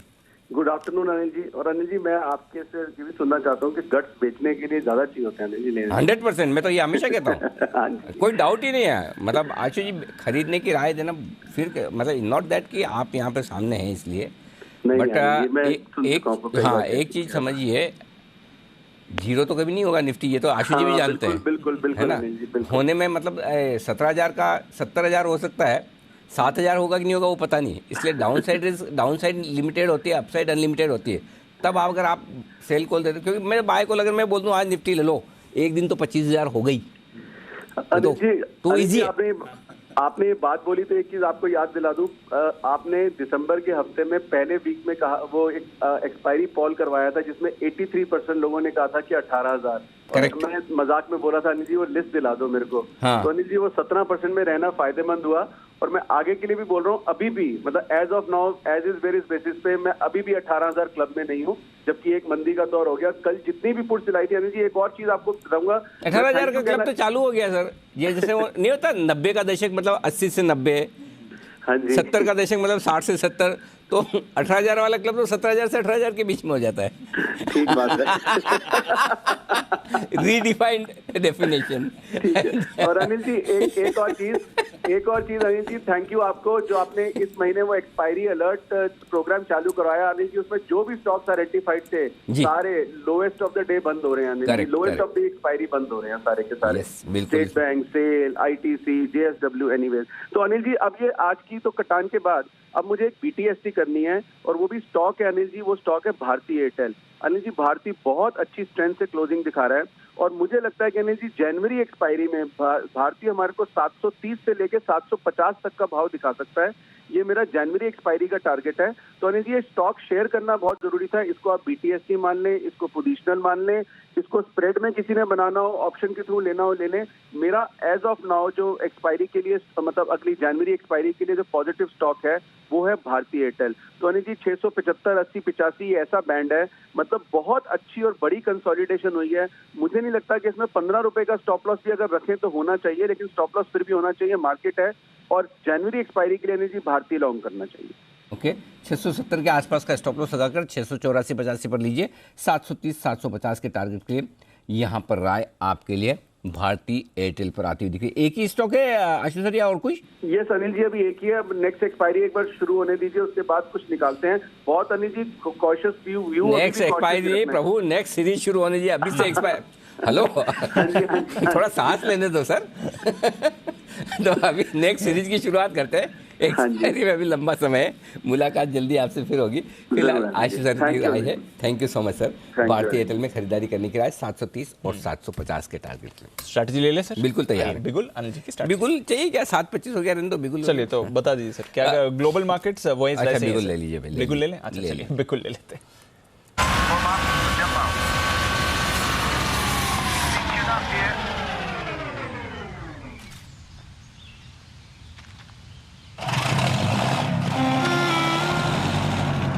आने वाली खुशी के लिए एक ख्याल ही काफी है। इबिक्स कैश हर खुशी के लिए काफी है।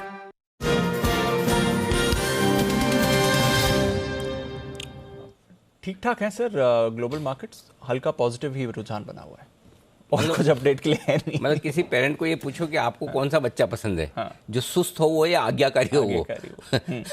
तो बड़ा कन्फ्यूज, सुस्त भी आज्ञाकारी भी है। तो मार्केट वैसे ही है। हाँ, एकदम सुस्त है। लेकिन जैसा बोल रहे वैसे ही कि 17,200 के नीचे बंद नहीं होना तो नहीं हो रहा है, 17,250 के ऊपर नहीं होना तो नहीं हो रहा है, 35,000 और 35,200 की रेंज में बैंक निफ्टी को बंद होना तो वहीं हो रहा है। तो आज्ञाकारी तो है बिल्कुल, लेकिन सुस्त भी है, कुछ काम का नहीं है। तो इसलिए कुछ नहीं, जो आपकी लॉन्ग पोजीशन है तो भी बने रहिए, शॉर्ट है तो भी बने रहिए, और फ्रेश पोजीशन कल आके बनाइए। कल आके हो गया कंप्लीट। कुछ ज्यादा ही डल एक्सपायरी। आई मीन ठीक है, एक्सपायरी में कभी कभी रेंज बाउंड होता है, बट ये तो कुछ ज्यादा ही डल एक्सपायरी। बात तो सही है आपकी, क्या करना, ठीक है, किसी का इंटरेस्ट नहीं तो हमारा भी नहीं है। ईयर एंड एक्सपायरी इंडेक्स में बनाना मुश्किल है ना पैसा, क्योंकि अब अगर रेंज छोटी है तो आप कैसे कमाएंगे जी।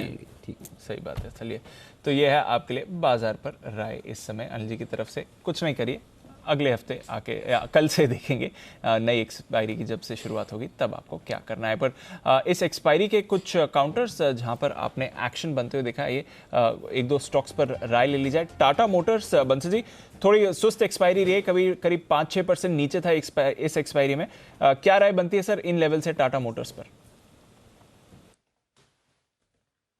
देखिए दीपांशु, स्टॉक को अगर देखें तो रेंज में एक स्टक है, नीचे में 467 468 एक सपोर्ट है, ऊपर में एक रेजिस्टेंस बना हुआ है 485 के ऊपर। तो इस रेंज में ट्रेड कर रहा है, तो दीपांशु वेट एंड वॉच करेंगे। जिस भी डायरेक्शन में क्लियर ब्रेकआउट या ब्रेकडाउन होगा तब इसमें ट्रेडिंग की राय बनाएंगे। As of now wait and watch करना चाहिए टाटा मोटर्स के लिए। Wait and watch Tata Motors. आइए जय का एक कॉल है, जय का जैकपॉट, बताएं जय। दीपांशु, खरीदना है 2340 के स्ट्राइक का कॉल ऑप्शन HUL का।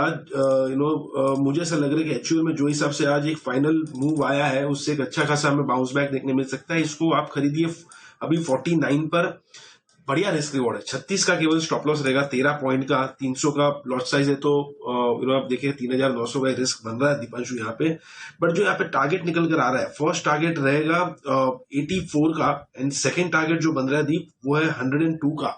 84 एंड 102 ये दो टारगेट्स के लिए आप खरीदे। HUL का 2340 का कॉल ऑप्शन। मुझे तो लग रहा है कि HUL लगभग यहाँ से आपको 2450 से 2500 तक के भी लेवल्स दिखा देगा। जैन सीरीज में बहुत शार्प बाउंस बैक देखने मिलेगा। और जो हिसाब से आज एक्सपायरी के दिन दीप इसने 2300 के ऊपर बंद दिया है, दैट क्लियरली इंडिकेट्स के probability of 2450 and 2500 is high. बिल्कुल, अभी थोड़ी देर पहले श्रीकांत जी ने भी खरीदारी की राय दी थी।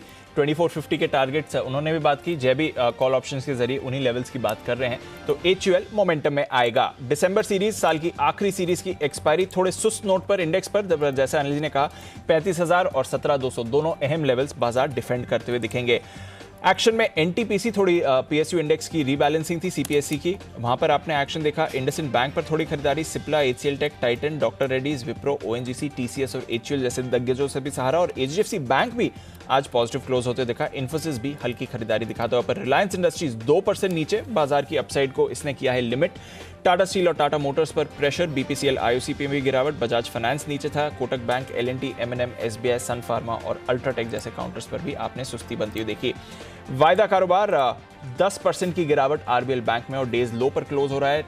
डेल्टा कॉप 5% नीचे, गोवा ने रिस्ट्रिक्शंस बढ़ाई। Vodafone, Indian hotels, Oberoi, L&T finance, IEX और इंडिया बुल्स हाउसिंग कुछ और काउंटर्स जहां पर आपने गिरावट देखी। उसके सामने करिए परसिस्टेंट सिस्टम्स 5% ऊपर, Coforge, Alkem labs, Ipca, JK cement, AU और साथ ही मैक्स फाइनेंशियल सर्विसेज और माइंडट्री पर भी खरीदारी देखी। हिम्मत सिंह आज का सुपर स्टॉक, बढ़िया एक्शन इस काउंटर पर। एक और आज का वो stock of the year KPIT आज 6% फिर ऊपर, बढ़िया गेन। आज भी वापस मजबूती के साथ बंद हुआ। तो ढेर सारे स्टॉक 600 के पानी का 600 के पानी, तो बेहतरीन एक्शन यहाँ पर सही विनर चूज किया दिख रहा है। बिल्कुल, तो सही विनर है ताकि अगले साल के लिए भी एक्शन यहाँ भरपूर है। आज है 2021 का आखिरी गुरुवार और दिन आज बेहद खास है क्योंकि लेकर आते हैं हम आज के दिन ही बात दुनिया की, इंटरनेशनल बुलेटिन की बात करते हैं हम। और आज के शो के हाइलाइट्स हम आपको दिखाएं उससे पहले हम जी बिजनेस के सभी दर्शकों का बहुत दिल से धन्यवाद देना चाहते हैं कि इस पूरे शो को और पूरे साल इस शो को आपने ढेर सारा प्यार दिया है। साल खत्म हो रहा है, इसलिए आज का शो है ग्लोबल, पूरी दुनिया का एक रिकैप। 2021 की बड़ी इंटरनेशनल खबरों के साथ आज हम आपके सामने रिकैप रखेंगे, तो देखना मत भूलिएगा शाम को 4:26 पर। और देखिए इस वक्त उसकी एक झलक 2022 बात दुनिया की 2021 का रिकैप। जिन खबरों ने बटोरी सबसे ज्यादा सुर्खियां,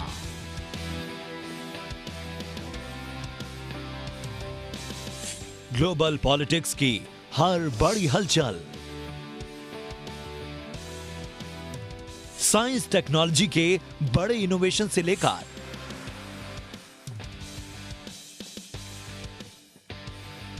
खेल का मैदान और एंटरटेनमेंट का जहान,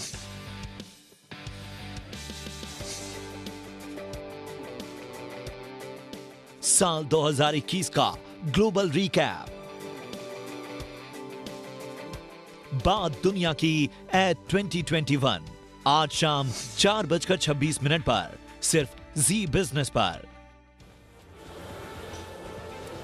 ओमिक्रॉन ने नए साल के जश्न में रंग में भंग डाल दिया। महाराष्ट्र, गोवा, दिल्ली समेत कई राज्यों ने जश्न पर पूरी तरह से पाबंदी लगा दी, यानी कि नए साल पर किसी भी तरह की कोई पार्टी नहीं होगी, सिर्फ होटल में आप खाना खा सकते हैं और उसकी भी एक समय सीमा है।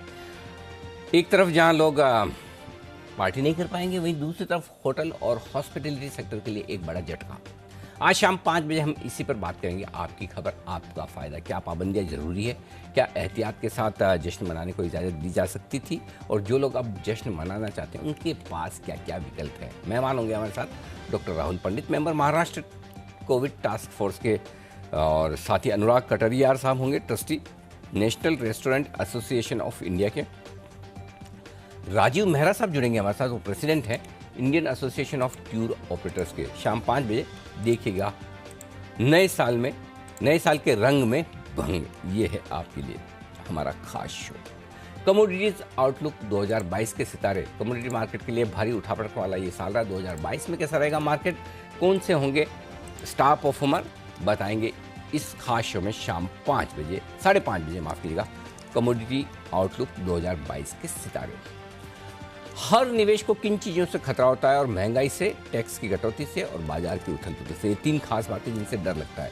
इन खतरों से बचने के लिए आपके पास एक अच्छी स्ट्रेटेजी होनी चाहिए, जिससे कि आपका पोर्टफोलियो रहे फिट और हेल्दी भी। इसलिए आज हम बताएंगे मनी गुरु में कि आप कैसे बढ़ा सकते हैं अपने पोर्टफोलियो की इम्यूनिटी। शाम 6:26 यानी 6:30 बजे देखिएगा निवेश का बूस्टर डोज। फाइनेंशियल वेलबींग के ग्रुप डायरेक्टर अनिल चोपड़ा साहब हमारे साथ होंगे बजाज कैपिटल से। मॉर्निंग स्टार के मैनेज पोर्टफोलियो के डायरेक्टर धवल कपाड़िया साहब से भी करेंगे मुलाकात इस खास शो में, दोनों बड़े मेहमानों के साथ। नया वेरिएंट ओमिक्रॉन कोरोना का अंत कर सकता है, ये हम नहीं कह रहे, हमें तो पता भी नहीं, कई सारे एक्सपर्ट्स कह रहे हैं, जिसकी चर्चा आज सुबह हम कर रहे थे। Yes sir. या कौन? हाँ, बगा साहब बोल के, बगा साहब थे कि बाकी सारे वेरिएंट को ये खत्म कर देगा। विशेषज्ञों के मुताबिक ओमिक्रॉन भले ही तेजी से फैलता हो, लेकिन ये दूसरे वेरिएंट्स के मुकाबले में खतरनाक कम है और ओमिक्रॉन पैंडेमिक से एंडेमिक में जाने की शुरुआत कर सकता है। लेकिन ये हमें तभी दिखेगा जब आप, हम और सभी लोग सावधानी बरतेंगे। इंडिया 360 डिग्री में हम आज आपको बताएंगे कि क्यों ओमिक्रॉन को कोरोना के अंत का संकेत माना जा रहा है। साथ ही बताएंगे क्यों आपको इससे डरने की जरूरत नहीं, लेकिन बचने की जरूरत है, सावधानी की जरूरत है। देखिए जरूर, कोरोना 22 में बाय बाय, ये है हमारी आज की कवर स्टोरी इंडिया 360। कोई फालतू वालतू नहीं कि इधर रेड, इधर पैसे मिल गया, इधर वो हो गया, ये हो गया, वो फालतू, मतलब वो तो फिर भी चलो ठीक है, थोड़ी बिजनेस से रिलेटेड, बाकी बहुत ऐसे काम की खबरें, काम की खबर इंडिया 360 डिग्री में बहुत बढ़िया वाली, वो आपको दिखेगी। और काम के साथ मौज मस्ती तो होनी चाहिए, बहुत ज़रूरी है, उसके लिए कल का इंतजार। 3:30 बजे कल होगी मस्ती की पाठशाला, और मस्ती की पाठशाला में आपके चहेते एक्सपर्ट बताएंगे वो कौन है जिसके लिए वो एक कोई ऐसा नया साल में रेजोल्यूशन लेना चाहते हैं। यानी कि रेजोल्यूशन लेना है आपको किसी और के लिए, वो कोई और उनका पसंदीदा एंकर हो सकता है, एक्टर हो सकता है, स्पोर्ट्समैन हो सकता है, पॉलिटिशियन हो सकता है, को पैनलिस्ट हो सकता है, जो उन्हें पसंद है उनके लिए रेजोल्यूशन लें। क्या रेजोल्यूशन लेंगे, क्यों लेंगे, ये वो बताएंगे, क्योंकि खुद के रेजोल्यूशन हमसे पूरे होते नहीं, इसलिए अब हमने शुरुआत की है कि प्रण जो लेना है दूसरों के लिए लेंगे। मतलब कोई भी आदमी है ना, जो बहुत सारे ऐसे लोग समझदार होते हैं, जैसे तो कोई बात कोई माने नहीं, तो दीप ने जैसे मुझे कुछ पूछा, अरे मैं सच्ची बोल रहा हूँ दीप, तुम्हारी कसम, अब खाना तो खुद की खा, मेरी क्यों खा रहा। हाँ, तो मतलब कसम भी सामने वाली का। ऐसे ही हमारे सारे एक्सपर्ट हैं जो खुद के प्रण कभी पूरे कर नहीं पाते, इसलिए दूसरों के लिए प्रण लेने की तैयारी में। अब देखते हैं कल दूसरों के लिए किस तरह का रिजोल्यूशन हमारे सारे एक्सपर्ट लेते हैं, कौन किसके लिए झूठी कसम खाता है, कल पता चलेगा। मस्ती की पाठशाला 3:30 बजे। तैयार है आप सब लोग? जैन साहब? यस सर, बिल्कुल तैयार है। गला वाला साफ कर लेना। हाँ, गला पूरा ठीक है अनिल जी, गाना भी थोड़ा साथ में, गला तो ठीक करना ही लगे तो कोई अच्छे मजबूत हाथ देख के दबवा लेना।